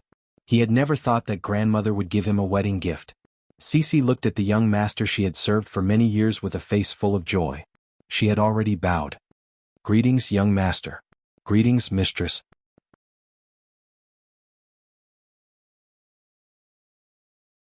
Chapter 151. Fan Xian had not thought that his grandmother would send Cece, who was far away in Danzhou, to Jingdou. Looking at the girl he had spent many peaceful years with, he was happy but also had a headache. He didn't know what to do. His grandmother's meaning was clear. She wanted him to take Cece into his room. Looking at Cece's appearance, she probably wouldn't choose any other solution. "Go rest first." Fan Xian did his best to appear gentle. However, Cece still felt that the young master in front of her seemed to have become somewhat unfamiliar. After all, Fan Xian had endured too many trials and struggles in Jingdou. Other than his steadiness, his temperament had also gained an indescribable quality. Seeing Cece's somewhat uneasy expression, Fan Xian laughed and said, "This girl, what are you thinking now? After you've eaten and drunk your fill, I'll take you for a stroll around the capital." Cece felt wronged and said, "Cece is here to serve you, not for you to serve me." Fan Xian felt good hearing this. After all, this was a girl who had grown up with him. Her words and actions were much more direct, unlike the servant girls of the Fan family in Jingdou. They didn't even dare to breathe loudly in front of him, much less refute his intentions. Fan Xian walked forward and gently patted her slightly thin cheek. Smiling, he said, "Fine, fine, I'll let you serve me. Even if you have to copy books and grind ink, you have to wash it off first. My whole body is sore. Everyone says that a beautiful sleeve adds fragrance to reading at night. Are you going to add some vinegar for me?" The Qing kingdom did not have the story of Fang Xuanling's wife drinking vinegar to show her determination, so no one could hear the playfulness in these words. Fan Xian couldn't help but feel a bit of regret for casting pearls before swine. Cece was embarrassed and embarrassed. She bowed again and then followed the servant girl to freshen up. These servant girls had long seen that this servant girl was different from them, so they were especially polite. "So this girl is Cece?" There was no jealousy as Fan Xian had expected. There was only curiosity on Lin Wan'er's face. She smiled and said, "I've always heard you say that the girl in Danzhou is much more diligent than Cece. Today we finally meet." After all, the kingdom of Qing was still a world where men were superior to women. Although Lin Wan'er was a princess, she did not seem to have too many thoughts or sensibilities. Besides, even if Fan Xian were to take a concubine, would a princess be jealous of those women? Fan Xian smiled. Fortunately, this matter had nothing to do with him. Otherwise, if he had made the little tiger unhappy, would he still have his arms? "Marriage is the grave of love," Fan Xian said sourly. "So we have to walk more, don't become a pair of zombies." Lin Wan'er frowned and pouted. "I'm afraid of the cold," she said pitifully. "The snow in Song Mountain is good, especially in autumn and winter." Fan Xian looked at his wife with a smile, tempting her like a staff member of a travel agency. "Although the medicine my teacher gave you is very effective, and the imperial physicians were pleasantly surprised after taking your pulse, a high-altitude place will be very beneficial to your body." Lin Wan'er tilted her head and leaned against his chest. She gently rubbed against him and said softly, "I still don't understand what altitude means." "It means how much higher it is compared to the surface of the sea." Fan Xian felt this explanation was a bit awkward. "I still don't understand," Lin Wan'er said with a pained expression. "Can we not go? I'm afraid of climbing mountains. I'm afraid of the cold." Fan Xian said unhappily, "Look at how round your face is now. There's no harm in exercising more." Lin Wan'er suddenly struggled out of his arms and said with a pained expression, "Last night, you said you liked me to be a bit fatter." Fan Xian almost laughed, but he still suppressed it and said seriously, "Turn off the lights. Of course being a bit fatter is good, but looking at you during the day, it's better to be a bit thinner." Lin Wan'er huffed angrily and rushed to walk in the corridor. Fan Xian hurriedly followed, not looking at her directly. He was only a step ahead and quietly said, "I like the fleshy parts of your body the most, don't you know?" In the autumn palace, it was like a gust of summer wind was blowing in the face. Lin Wanner's face heated up, and in a moment she blushed. She took 2 steps forward and grabbed Fan Xian's hand. She lowered her head and said, "There are so many people following behind us. Don't you feel ashamed?" The 2 of them were in the palace, followed by a large group of old women, eunuchs, and palace maids. But those people all had their heads down and were some distance away from Fan Xian and Lin Wanner. Presumably they hadn't heard what the young couple had said. Fan Xian's face was still facing forward. He smiled and said, "My wife, you must learn from your husband how to do many earth-shattering things without changing your expression." There was a hidden meaning to this, but Lin Wanner didn't understand. Today was the first time the 2 of them had entered the palace since their wedding. When the concubines saw Lin Wanner, they all hugged their sweethearts and called out to them, giving them gifts. Fan Xian didn't refuse any of them, but seeing how worried the concubines were for Lin Wanner, he couldn't help but feel a chill in his heart. This woman's family was from the royal family. If there was a conflict between the couple in the future, wouldn't he die without a burial? His Majesty the Emperor had 4 sons, the Crown Prince and the 3rd Prince. This proved that he was not a womanizer. Coincidentally, of all the concubines in the palace, none of them had given birth to a princess. So Lin Wanner, who had been raised in the palace, naturally became the concubine's favorite. Lin Wanner was used to the palace, so she wasn't as nervous as Fan Xian had been when he first entered the palace. Instead, it was as if she were playing in the back garden of her home. Fan Xian was affected by this, and the eldest princess whom he hated the most had now returned to her fiefdom, Xinyang. So he relaxed and followed her around the palace. Earlier, when he had met with the Empress, Fan Xian had already brought up the matter of going to the Tsang Mountains for a vacation, and he had obtained the approval of the nobility in the palace. Unexpectedly, Wanner was a silly girl who was afraid of the cold. But Fan Xian had already made up his mind, especially after the new year, when the exchange of prisoners between the kingdom of Qing and northern Qi would officially begin. The Overwatch Council had sent word through Wang Qinian. It seemed that this matter had something to do with Fan Xian, so he needed a quiet place to deal with some matters and prepare some things. But it was a pity that when he entered the palace, he did not see his uncle, the emperor. Lin Wanner was a little disappointed. Fan Xian's calm face hid some other emotions. A procession of carriages set off from Fan Manor. Today, Prime Minister Lin had also come to see off his beloved daughter, so the scene seemed even more grand. The pedestrians on the street were also pointing at the procession. After all, a few days ago the Fan and Lin families had united by marriage, and the wedding scene had shocked half the capital. Who would have thought that in just a few days the immortal poet of the Fan family would cause such a ruckus? "Why are you leaving the capital so soon after getting married?" An old man in the crowd frowned, his hands behind his back. Young people these days, relying on their family's wealth and power, only know how to play around. "I heard that Master Fan is also a professor at the Imperial College. Why are you going to the Tsang Mountains?" "Look, don't you understand?"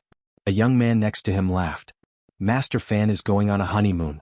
He has to specifically pick a secluded place." "What is a honeymoon?" A sister-in-law was interested. "It means that life is as sweet as honey."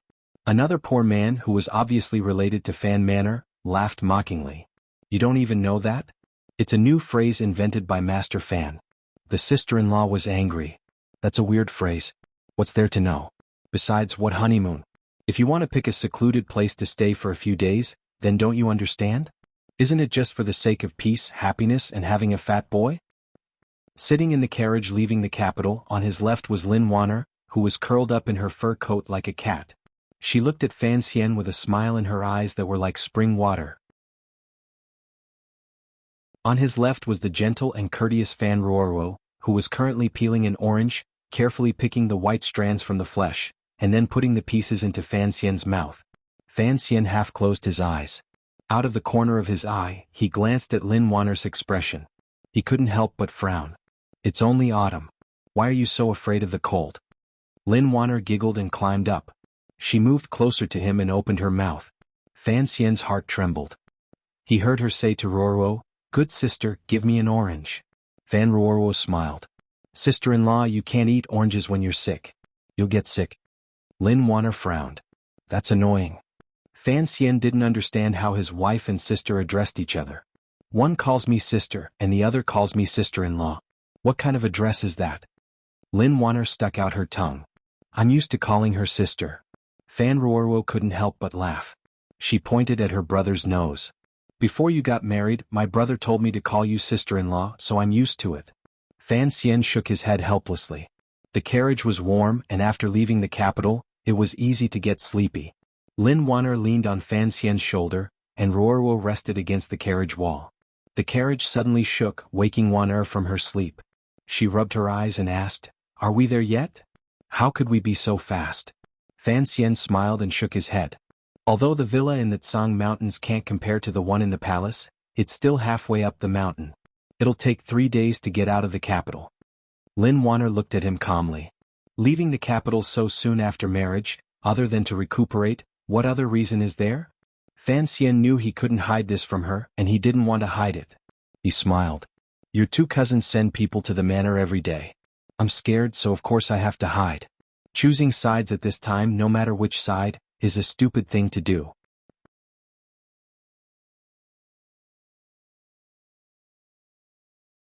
Chapter 152. 2 days later, the carriages slowly entered the middle of Tsang Mountain. The magnificent Tsang Mountain was incomparably majestic. Hundreds of years ago, a generation of emperors had used hundreds of thousands of hard laborers to forcefully open up an official road that allowed carriages to pass through the mountains. This was to facilitate his summer vacations in the Tsang Mountain. But in fact, not long after this huge, laborious road was completed, the emperor died on top of the soft bodies of his concubines. Unexpectedly, it had never been used even once. In the past few hundred years, the world had risen and fallen countless times, but gradually, this mountain closest to the capital had become the back garden of high officials and nobles. Since the previous dynasty, many laws had been issued, establishing the extremely thick air of officialdom on Tsang Mountain. Even the cold mountain wind could not blow it away. From then on, Tsang Mountain forbade hunting, burning forests to open up wastelands, and everything that poor people could do was prohibited. Tsang Mountain became purely a vacation spot for the rich. Nowadays, in addition to a few temples for ascetic cultivators and some hermits, the rest of the land was given by the emperor to some of the ministers in the court. They were used to build other estates and relieve the pain of the court's complicated affairs. The residences of the Fan clan were built halfway up the mountain. It was a good place bestowed by the previous emperor half a year before his death. The surroundings were very quiet. In front of the villa was a clear stream. The red leaves that fell from the mountain peak floated down from this clear stream. The stream was dotted with yellow flowers, and inside the villa was quiet. In this cold autumn, the shadows of wild geese were sparse in the sky, and it was indescribably lonely. After Fan Xian and his group arrived, the villa immediately became lively. Early on, the servants had tidied up the villa. Because they did not know how long the young master, mistress, and mistress planned to stay here, Fan Manor had prepared a lot of dried game. They had even sent 3 singing girls to the mountain to sing every day. Who knew how many little squirrels that had been storing food for the winter were scared away? What a good place. There were servants who went to arrange the rooms. Fan Xian strolled to the front of the villa. Not far below his feet, there were clouds floating lightly. The thin mountain and green forest in the distance were particularly clear. He could not help but sigh. Lin Wanner gently leaned against his side and smiled. It really is good. When I was a child, I lived in Tsang Mountain for a while. It was not as quiet as your family's villa. This is our home. Fan Xian corrected. He then lovingly tied up his wife's collar. The cold air on the mountain was heavy. He was worried that she would catch a cold before her body recovered. Lin Wanner giggled and said, I know, husband. For the next few days, the young men and women passed their days in the quiet mountains. It was as if they didn't know how long the world was in peace and happiness. Fan Xian had not seen this kind of life for many days, so he seemed to enjoy it very much.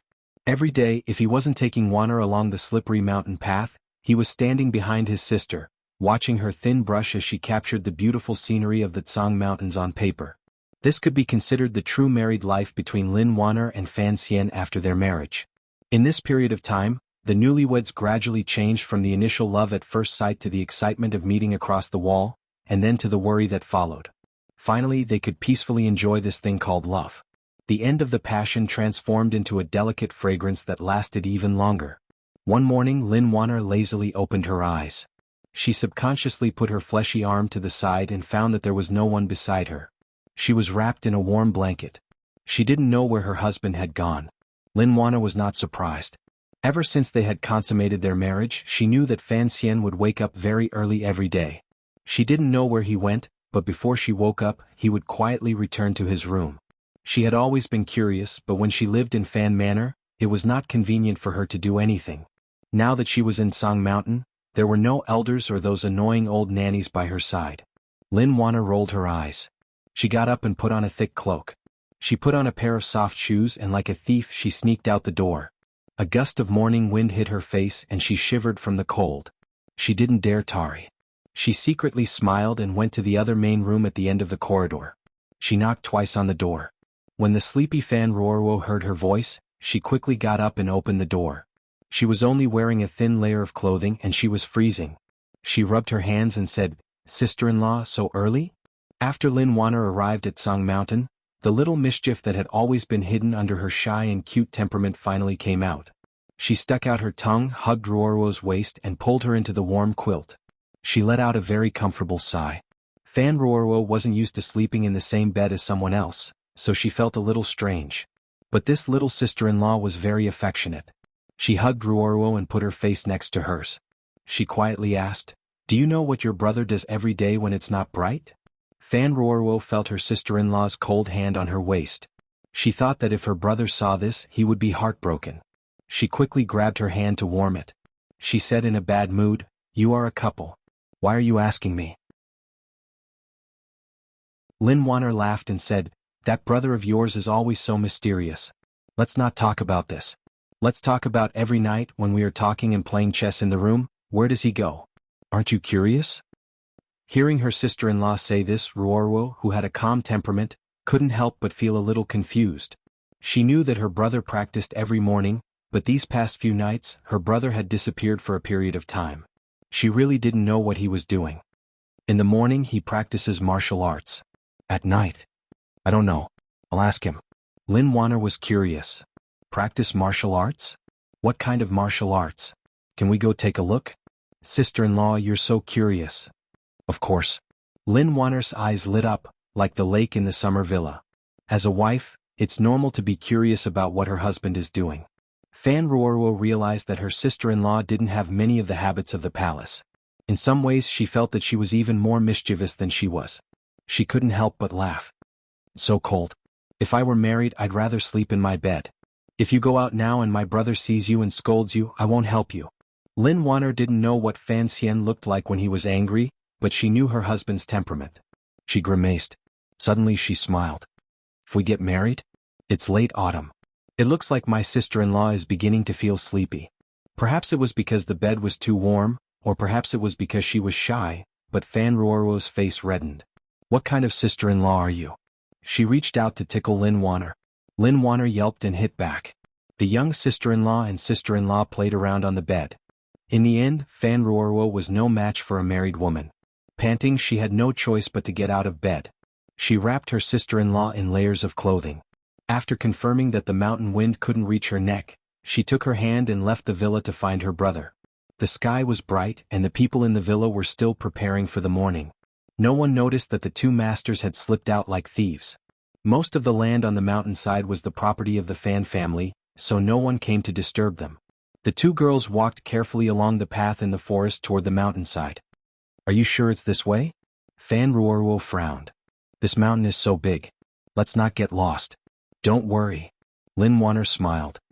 "I have an intuition. I can feel where my husband is." Fan Ruoruo thought helplessly. She could only trust her unreliable intuition. Although she thought this way, she paid attention to the ground under her feet. She found that people had indeed stepped on it. This small path was so quiet. Other than her elder brother, no one else would have the interest to go into the barren mountain. After some time, the two young girls finally plucked the autumn leaves and wiped the dew off their clothes. They passed through the forest and arrived at the side of the mountain. Fortunately, Lin Wana's body had recovered after taking Fei Jie's medicine. Otherwise, she might not have been able to make it this far. Seeing her sister-in-law's red face, Ruoruo felt sorry for her and wiped her face. She reminded her to fasten her cloak, which had already been unbuttoned. Only then did the two look forward. If they didn't look, they wouldn't have known. At the foot of the mountain was a gentle slope rarely seen in Song Mountain. Above it was a meadow that was still green under the autumn frost. Looking up, there was a steep cliff that was more than 10 zhang high. The slope was abnormally steep, and among the rocks, there were yellow bamboos that pierced the sky like swords. There was a person on the cliff. It was Fan Xian, dressed in unlined clothing. Looking at him, he was about to jump off the cliff. Lin Wanner saw this and was indescribably shocked. She opened her mouth to cry out in alarm to stop Fan Xian. Unexpectedly, a soft and slightly cold hand covered her lips. Fan Ruoruo narrowed her eyes and looked at her brother on the cliff. Pretending to be calm, she said, "Don't worry." He didn't know where her confidence came from. At this time, Fan Xian had already jumped down from the cliff. His body could be seen jumping between the rocks. Each step was dangerously close to stepping on the only place where he could put his weight.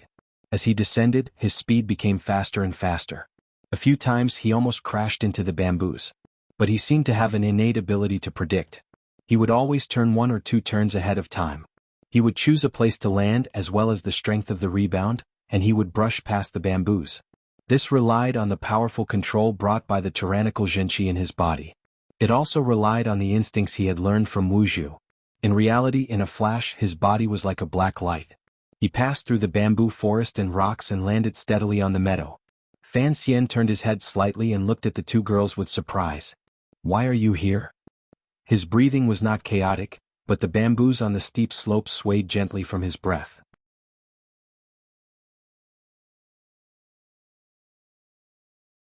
Chapter 153. Lin Wanner and Fan Ruoruo watched the scene and couldn't help but be dumbfounded. Although the 2 girls knew that Fan Xian had killed an 8th-level master on Yolan Street, the thrilling scene of him rushing down the cliff was completely different from how they felt about the so-called martial way. Accuracy, calmness, and strength. These were the things that had shocked them. Even Fan Ruoruo, who had always trusted her brother and was much calmer than Lin Wanner, couldn't help but let out a soft cry. "Brother, how did you do that?" Fan Xian walked up from the meadow and looked at the 2 girls. He couldn't help but shake his head. He put his hands on the girls' heads and gently rubbed them. "It's just a daily practice." He thought to himself, if you had seen the terrifying scene of Wuzhu jumping down the cliff outside Danzhou, you would definitely not have cared about what had just happened. He frowned. "Why did you come out so early in the morning? There are beasts in the mountains." Fan Ruoruo looked at Lin Wanner and smiled. "My wife often wakes up and doesn't see you, so she dragged me out to find you. She's curious about what you look like when you practice every day." Fan Xian looked at his wife, whose face was red from the cold. He reached out and rubbed the tip of her cold nose. Lin Wanner was not used to him being so affectionate in front of her sister. She shyly moved away. She was still immersed in the scene she had just seen. It turned out that her husband was such a powerful master. Seeming to guess what she was thinking, Fan Xian smiled and shook his head. "Don't think too highly of me. Someone once said that I was above the 4th level but not yet the 6th. Lin Wanner looked at him in disbelief. "I grew up in the palace. I've seen many 7th-level masters. Husband, you are much more powerful than them." "Really?" Fan Xian smiled and didn't take it to heart. Instead, he said with a headache, "Although teacher Fei's medicine is very useful, the wind is strong in the mountains in the morning. What if you catch a cold running out like this?" As he spoke, he tightened the scarf around her neck and said with concern, "I've been used to practicing martial arts every day since I was a child. It's my fault that I didn't tell you before. Don't come out again in the future." Fan Ruoruo was happy to see her brother and sister-in-law so affectionate. She smiled and didn't say a word. Unexpectedly, Fan Xian turned his head and coldly said, "Ruoruo, you too." Seeing that her brother was angry, she panicked and her eyes became misty. In a low voice she said, "Sister is wrong. In the future I will." She was about to say that she would take good care of her sister-in-law, but Lin Wanner was also anxious to defend her. She was the one who dragged her out. Fan Xian rubbed her frozen ear and warmly said, "Your sister-in-law's health is not good. How much better can your health be? If you freeze yourself, how will you get married in the future?"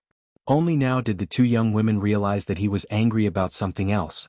Thinking of how this young man in front of them cared for his wife and his sister, Lin Wanner and Ruoruo couldn't help but feel a sense of happiness. Fan Xian was actually the happiest person. His days in Song Mountain passed day by day. It seemed that he had already forgotten everything in the capital. Every once in a while, Count Sinan would send a secret letter to him, and Wang Qinian would report to him through Fan Xian's own channels. The capital was calm. The only major movement was that Yan Xiaoyi, the commander of the palace who had shot Fan Xian with an arrow, had been transferred north to take up the post of commandant of the Godly Will Army of Xubei. Although it was only a transfer of rank, it had to be said that the emperor had given Yan Xiaoyi a warning. The peace treaty between the kingdom of Qing and northern Qi had come into effect last month, so the Godly Will Army of Xubei was no longer of use. Although he was the commandant of the north, Yan Xiaoyi couldn't do much in the current situation. He was probably very depressed. Fan Xian looked at Wang Qingyan's letter and frowned slightly. Everyone knew that Yan Xiaoyi's sudden rise to power was partly due to his superior 9th-level martial prowess, and partly due to the eldest princess's help. If the emperor in the palace wanted to get rid of the eldest princess, he would certainly keep Yan Xiaoyi in the capital so that the Overwatch Council could keep an eye on him. In the worst-case scenario, Yan Xiaoyi could be promoted to the Bureau of Military Affairs and promoted to a civil position. There was absolutely no reason for him to be transferred north to take charge of the army. Fan Xian lightly knocked on the table twice and shook his head. He understood what was going on.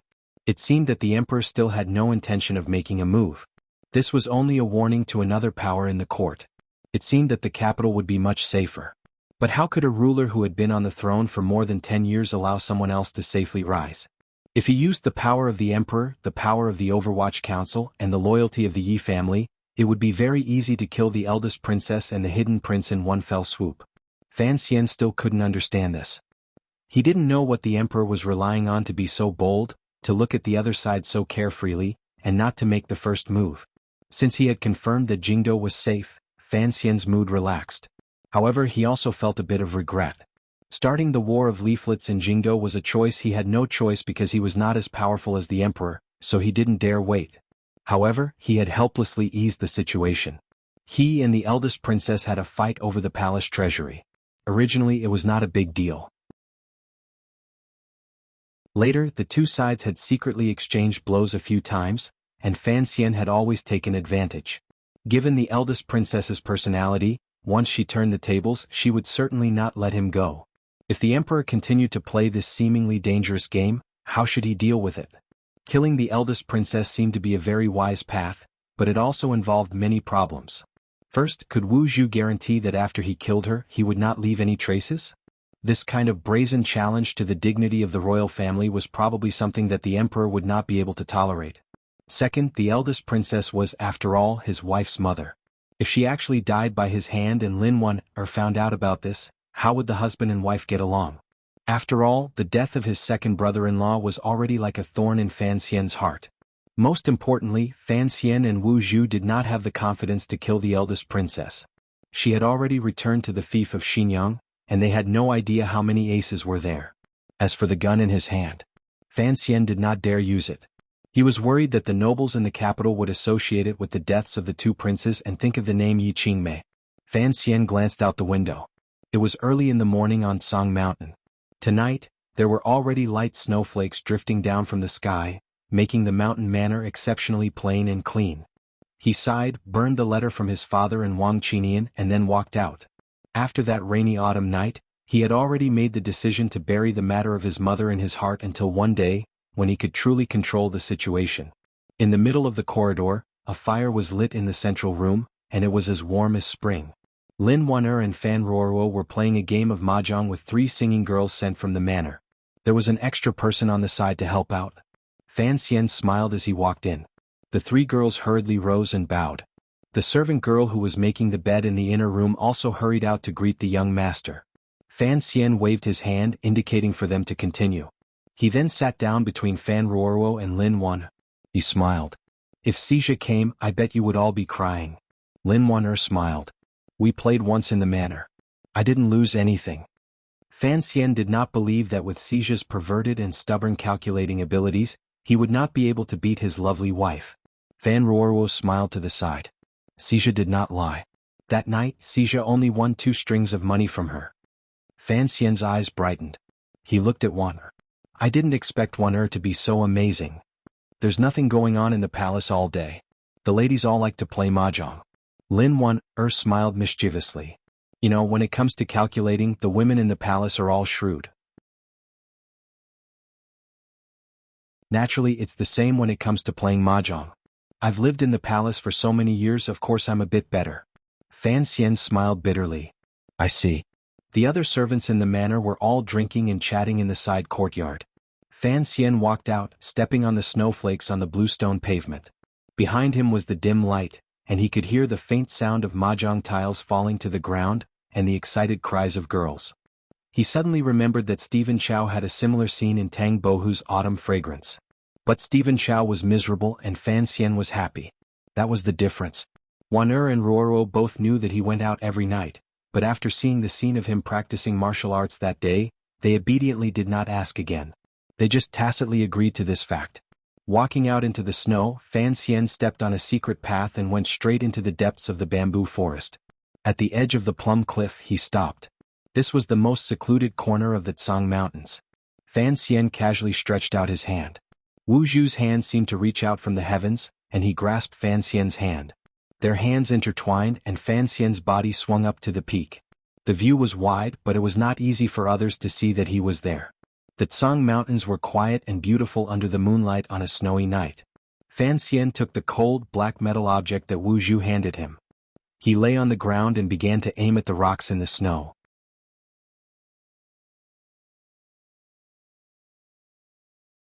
Chapter 154.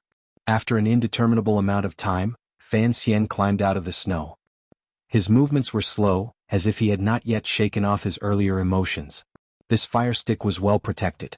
He had spent a lot of time putting the 3 parts back together. He found that all the parts were in good condition. Even the optical sight was perfect. Only now did Fan Xian realize how stupid it was for him to kick the box twice. He was a military illiterate, so it took him many days just to familiarize himself with the weapon in his hands. After he actually started training, he found that there was always a big gap between ideals and reality. When you found the sun shining into your dreams, you suddenly realized that dreams were fake. How to measure the distance, how to aim, and how to ensure smooth movement were not things that the people of this world could know. Fan Xian had no teacher, so he could only slowly figure it out himself. The further he aimed, the harder it was to hit the target. As for calculating the influence of the wind and measuring the distance, these were even more difficult problems. Fortunately, there were many special qualities in his body that made up for these shortcomings. First of all, he was very calm, with a calmness that was similar to Wu Zhu's. Second, he was very stable. The nameless tyrannical Zhenqi kept his body in a very balanced state. Most importantly, he was very patient. He had the patience of a hunter. This was thanks to the encounters in his previous life and the afternoon nap in this life. As long as the energy in his body could keep up, Fan Xian believed that he could hide in one place and not move for a whole day. After climbing out of the snow, he felt that his body was a bit frozen. He slowly activated the Zhenqi in his body to ease the numbness in his limbs. He then looked at Wu Zhu, who was standing like a flagpole beside him. He shook his head. If my opponent was Yan Xiaoyi, I can't guarantee that before I hit him, I wouldn't be killed by his arrows. Wu Zhu coldly said, "You don't have to use this." Fan Xian didn't quite understand what he meant. Holding the sniper rifle, he sat in the snow and frowned. In reality, I know that my strength is between the upper 8th and lower 9th levels. Uncle always hid it from me in the past because he didn't want me to be careless. But in the future, if I have to deal with the upper 9th level aces, it will be better to have a weapon that others don't know about in my hands. Wu Zhu said, "In my opinion, you are still only at the level of the 7th level." Fan Xian laughed self-mockingly. "Then I can still kill Qing Jushu and exchange blows with Gong Dian." Wu Zhu said woodenly, "Gong Dian is of the 8th level and Qing Jushu is at most of the 7th level. Perhaps. In the past 10 years in Danzhou, the martial arts of the entire world have declined." Fan Xian furrowed his brows and patted the snow off his buttocks.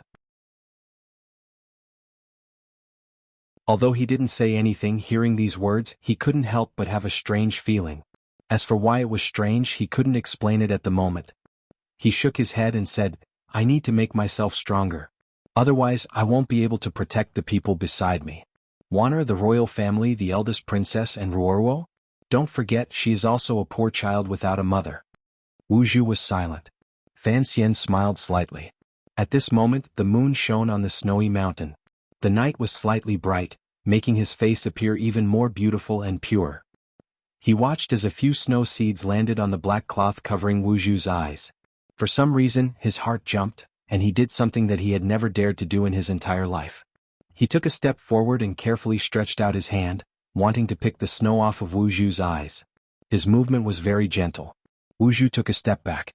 The timing of this step was perfect, and it made Fan Xian's right hand awkwardly pause in the air, about half a foot away from Wu Zhu's face. Go back. Wu Zhu took the sniper rifle from his hand, turned, and disappeared into the darkness. Fan Xian looked at the place where he disappeared, and a faint sadness welled up in his heart. This was a powerful warrior who had lost his memory, and only had a small part of his past. What would his future be like? Time was lost in the mountains. Every day Fan Xian, with great discipline, woke up early in the morning and practiced martial arts. At night he would also take some time to learn the skills of the night walker with Wu Zhu. Most of his days were spent with Lin Wanner and his sister, watching the girls of the manor gather together to compete in poetry, painting, music, and card games. The days passed in a flash. In between, Yi Linger and Princess Rojia also came to stay for a short time. A few of the noble young ladies inevitably had a small poetry meeting. Rojia seemed to have shaken off the sadness of Fan Xian's wedding. Her eyes were as gentle as water, and she begged her brother Fan to write a few poems for her to listen to. Fan Xian could not fall for such a trick. He used the excuse of going up the mountain to fight a tigress and escaped. Near the end of the year, Fan Xizha, who had, with great difficulty, finally shaken off the troubles of his family studies, eagerly sat in the carriage up the Tsang Mountains. He happily pulled his sister-in-law, whom he had not seen for over a month, to play mahjong. In his opinion, being able to find Lin Wanner at the mahjong table was like a peerless swordsman finding an ace worthy of being his enemy. As the saying goes, life is as lonely as snow. Of course, Fan Xian and his sister gathered in the manor. As the young master, he would not forget his wife's brother. He had long sent Ting Zijing, who had recovered, to bring De Bao over. Along the way, Wang Qinyan's group secretly escorted them, so there shouldn't be any problems. That day after lunch, Fan Xian had the servants hitch up the carriage. He and Lin Wanner went down the mountain 10 li to welcome De Bao. Not long after, they saw the carriage arrive. After the carriage stopped, Ting Zijing quickly went up to greet Fan Xian and the princess. Lin Wanner knew that this person was Fan Xian's first trusted aide after entering the capital, so she treated him warmly. However, her heart had long floated to the carriage. Xiao Xian. Needless to say, it was obvious that De Bao had alighted from the carriage. Fan Xian laughed bitterly and cupped his hands in salute. He then went up to greet his brother-in-law, who he hadn't seen for several months, and whose figure was still bloated. De Bao looked at the surrounding mountain scenery with some curiosity. He opened his mouth wide and laughed foolishly. The snow in the capital is much lighter. The snow on Tsang Mountain was heavy, and a lot had accumulated on the road. Lin Wanner looked at the snowflakes on her brother's hair and walked up to him, feeling sorry for him. She helped him wipe them off and put the fox fur cloak she had prepared on him. "Father," she complained. He knew it was cold on Tsang Mountain, but he didn't prepare more clothes. Fan Xian smiled. The Prime Minister was a man after all, and there weren't many women in the Lin Manor. No matter how much he loved De Bao, he couldn't take care of everything. He then turned to Ting Zijing. "Did anything happen on the road?" "No," Ting Zijing replied calmly. "At the crossroads before entering the mountain, we fought with another family's carriage for the winter. Seeing that we were in the Prime Minister's carriage, they let us pass." Admiring the snowy scenery on Tsang Mountain and avoiding the midsummer was a favorite activity of the nobles in the capital. Furthermore, there were soldiers guarding the entrance to the mountain. This was only a small matter, and Fan Xian didn't take it to heart. After exchanging a few pleasantries, he prepared to go up the mountain. Unexpectedly, he heard the hurried sound of hooves coming from behind him. Not long after, a group of carriages aggressively drove up. This was where the road split, so it became very crowded and difficult to continue. "It's them," Ting Zijing said with some embarrassment. "Young master, I didn't say it because I didn't want you to be angry." The servants in the carriage saw that they were stuck here and began to curse. Fan Xian squinted and looked over. He realized that it was the carriage of the Minister of Rights, Guiyu's family. He couldn't help but smile, thinking about something. They didn't react, but the other side understood. It was the carriage of the Prime Minister's manor, which had blocked the road once at the foot of the mountain. The Guo family didn't dare to fight with the Prime Minister's manor, so their arrogance was greatly reduced. The carriages of the Prime Minister's manor can't always block the road and not let people pass. "We've already let you pass once. Can't you move a little faster?" A somewhat familiar voice came from the Guo family carriage. Immediately afterward, a luxuriously dressed young master came down from the carriage. He pointed at Ting Zijing and the others and shouted, "Hurry up and get out of the way. Prime Minister Lin is still in the capital. I don't know what you people are doing in Song Mountain." "Brother Guo?" Fan Xian was overjoyed. He cupped his hands in greeting. Guo Baoquan heard someone call out to him and it sounded particularly friendly. He thought he had run into an acquaintance and turned around with a face full of smiles. Unexpectedly he saw that it was Fan Xian, the underworld fighter. The smile on his face suddenly froze and he couldn't put it down for a moment. He seemed incomparably embarrassed. His eyes were filled with nervousness and fear. Who was this? This was Fan Xian. Once at the poetry conference, once at the yamen of the capital government, and once at the palace. Guo Baoquan had thoroughly offended Fan Xian.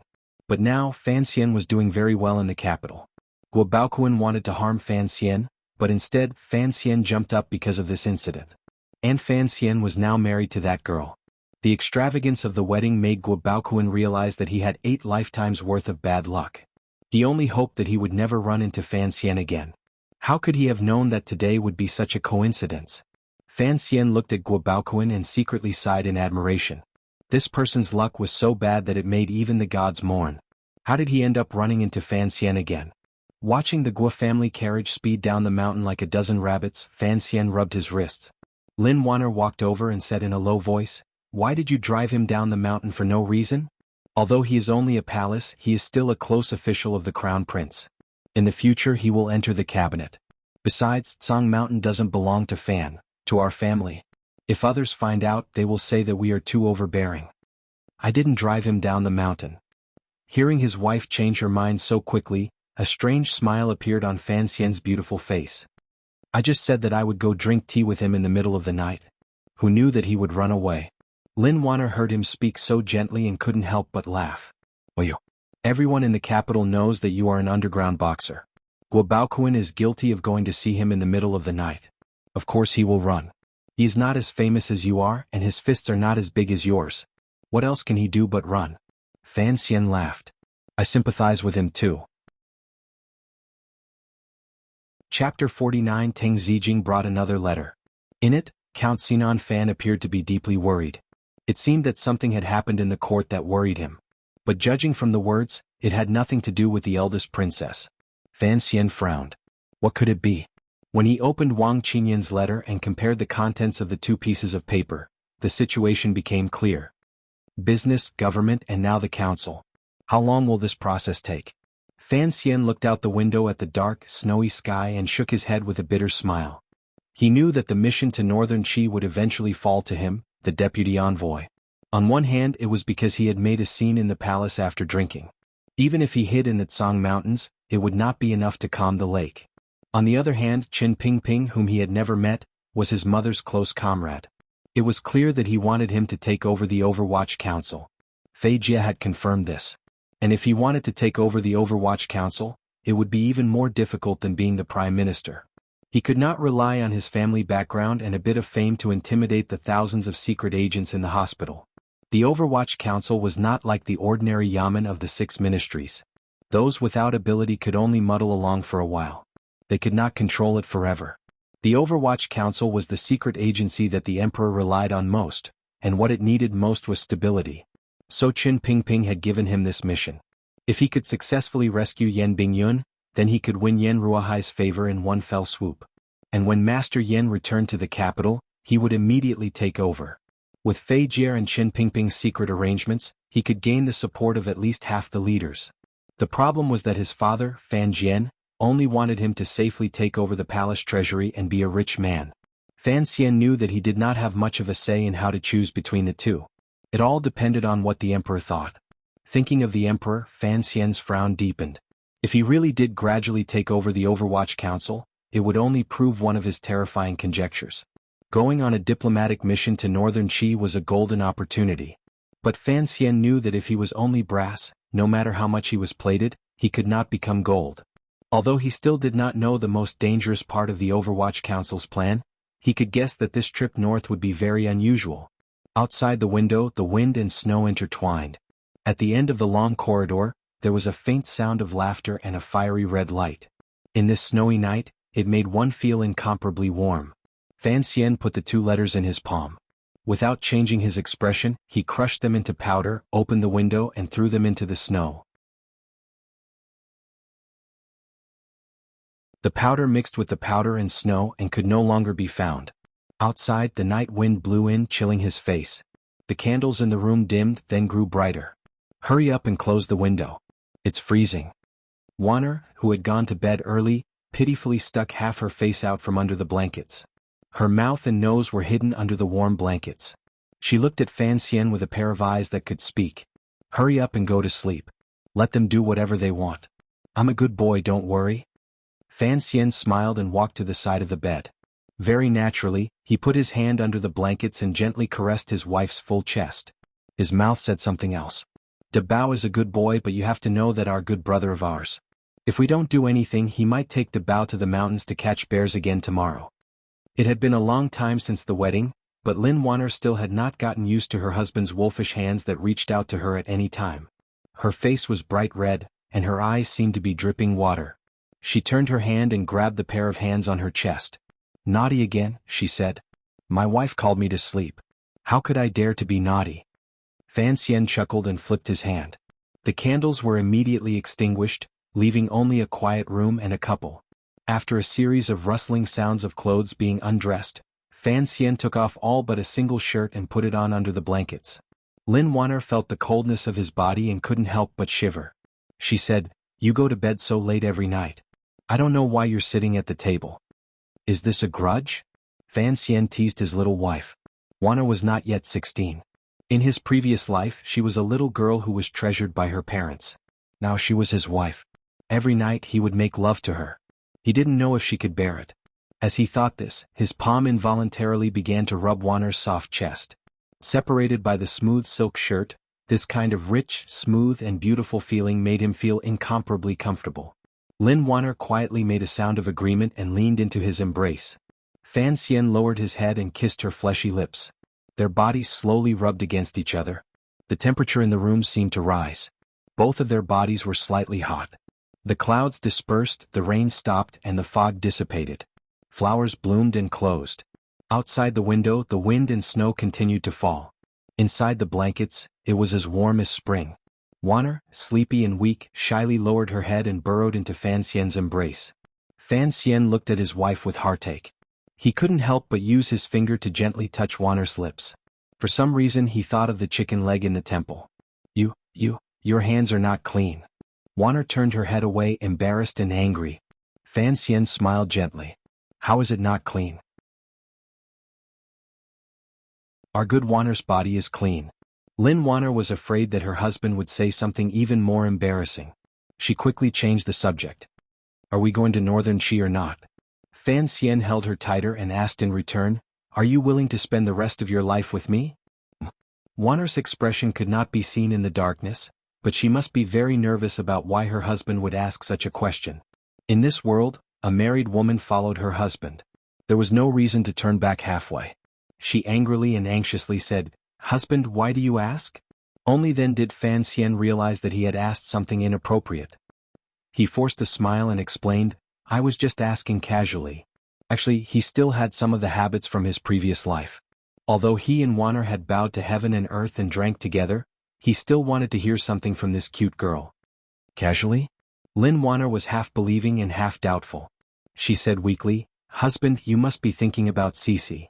Now that she said it, Fan Xian remembered Cici, whom he had deliberately left in the Fan Manor in the capital. Teng Zijing had said that she was doing well in the capital, but with his grandmother's nonsense he had to deal with it. He comforted Wanner. I don't have the mood to think about that. It's just that the two of us are going to do business together for the rest of our lives. Of course we have to plan for the long term. It's not like you don't know that your mother has always disliked me. These words were fresh and interesting. When Wanner heard the words, do business together for the rest of your life, her heart warmed and she was very satisfied. She faintly replied, What else can I do when married to my husband? Then it's settled. In the darkness Fan Xian smiled. The lines of his lips were very gentle. He said quietly, The nobles in the capital are playing mahjong. I don't know if I can win. Wanner smiled. When it comes to fighting, I'm not as good as you. When it comes to playing mahjong, you're not as good as me. This was what Fan Xian had said in front of the palace, which had made Zhuang Mohan spit blood. Outside the window, the wind and snow were fierce. Fan Ruoruo, who could not sleep, held an umbrella and looked into the distance, carefully keeping her distance from the edge of the stone platform. With a faint smile on her face, she felt a little empty in her heart. Her most admired brother had already gotten married. Where was her future? Her brother had said that she should be like Xija, and find something that was worth giving up his life for. Perhaps it was love, or perhaps it was poetry or painting. But she really did not know what she should pursue. Snowflakes fell on the umbrella and beat against her heart. Wu Zhu quietly came up behind her, covered by the unchanging black cloth. His emotionless voice rang in Fan Ruoruo's ear. Can you keep a secret? The next morning, Fan Xian returned from his training. He was surprised to find De Bao wrapped in a large fox fur robe. He looked at the cliff below the manor with a satisfied expression. Fan Xian was worried that he would lose his footing and fall off the cliff. He quickly walked over and asked quietly, De Bao, what are you looking at? De Bao grinned foolishly and pointed. Little Xian, there are big white birds over there. In the distant mountains there was a faint white mist rising. A few black-necked, black-tailed white cranes were bending their necks to look for food. Suddenly they raised their heads and sang.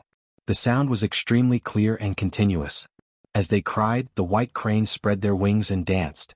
It was very beautiful. Fan Xian was slightly surprised.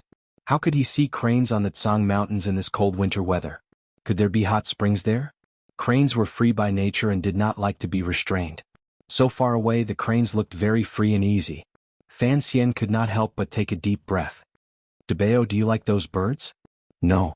Fan Xian was a bit surprised. He smiled and asked, why not? Do they not dance well?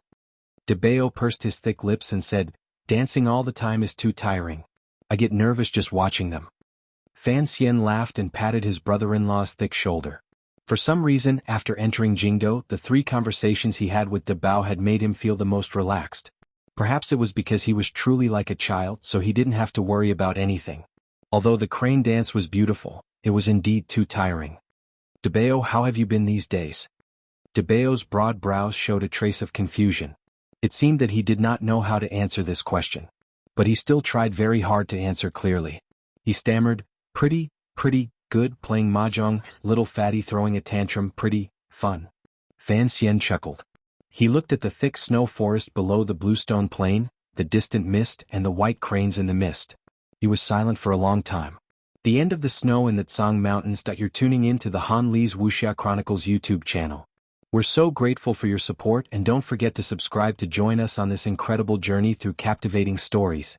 Your generosity through donations truly makes a world of difference, as it's the primary source of revenue that allows me to expand and enhance this channel for you. Thank you from the bottom of my heart for being a part of this adventure.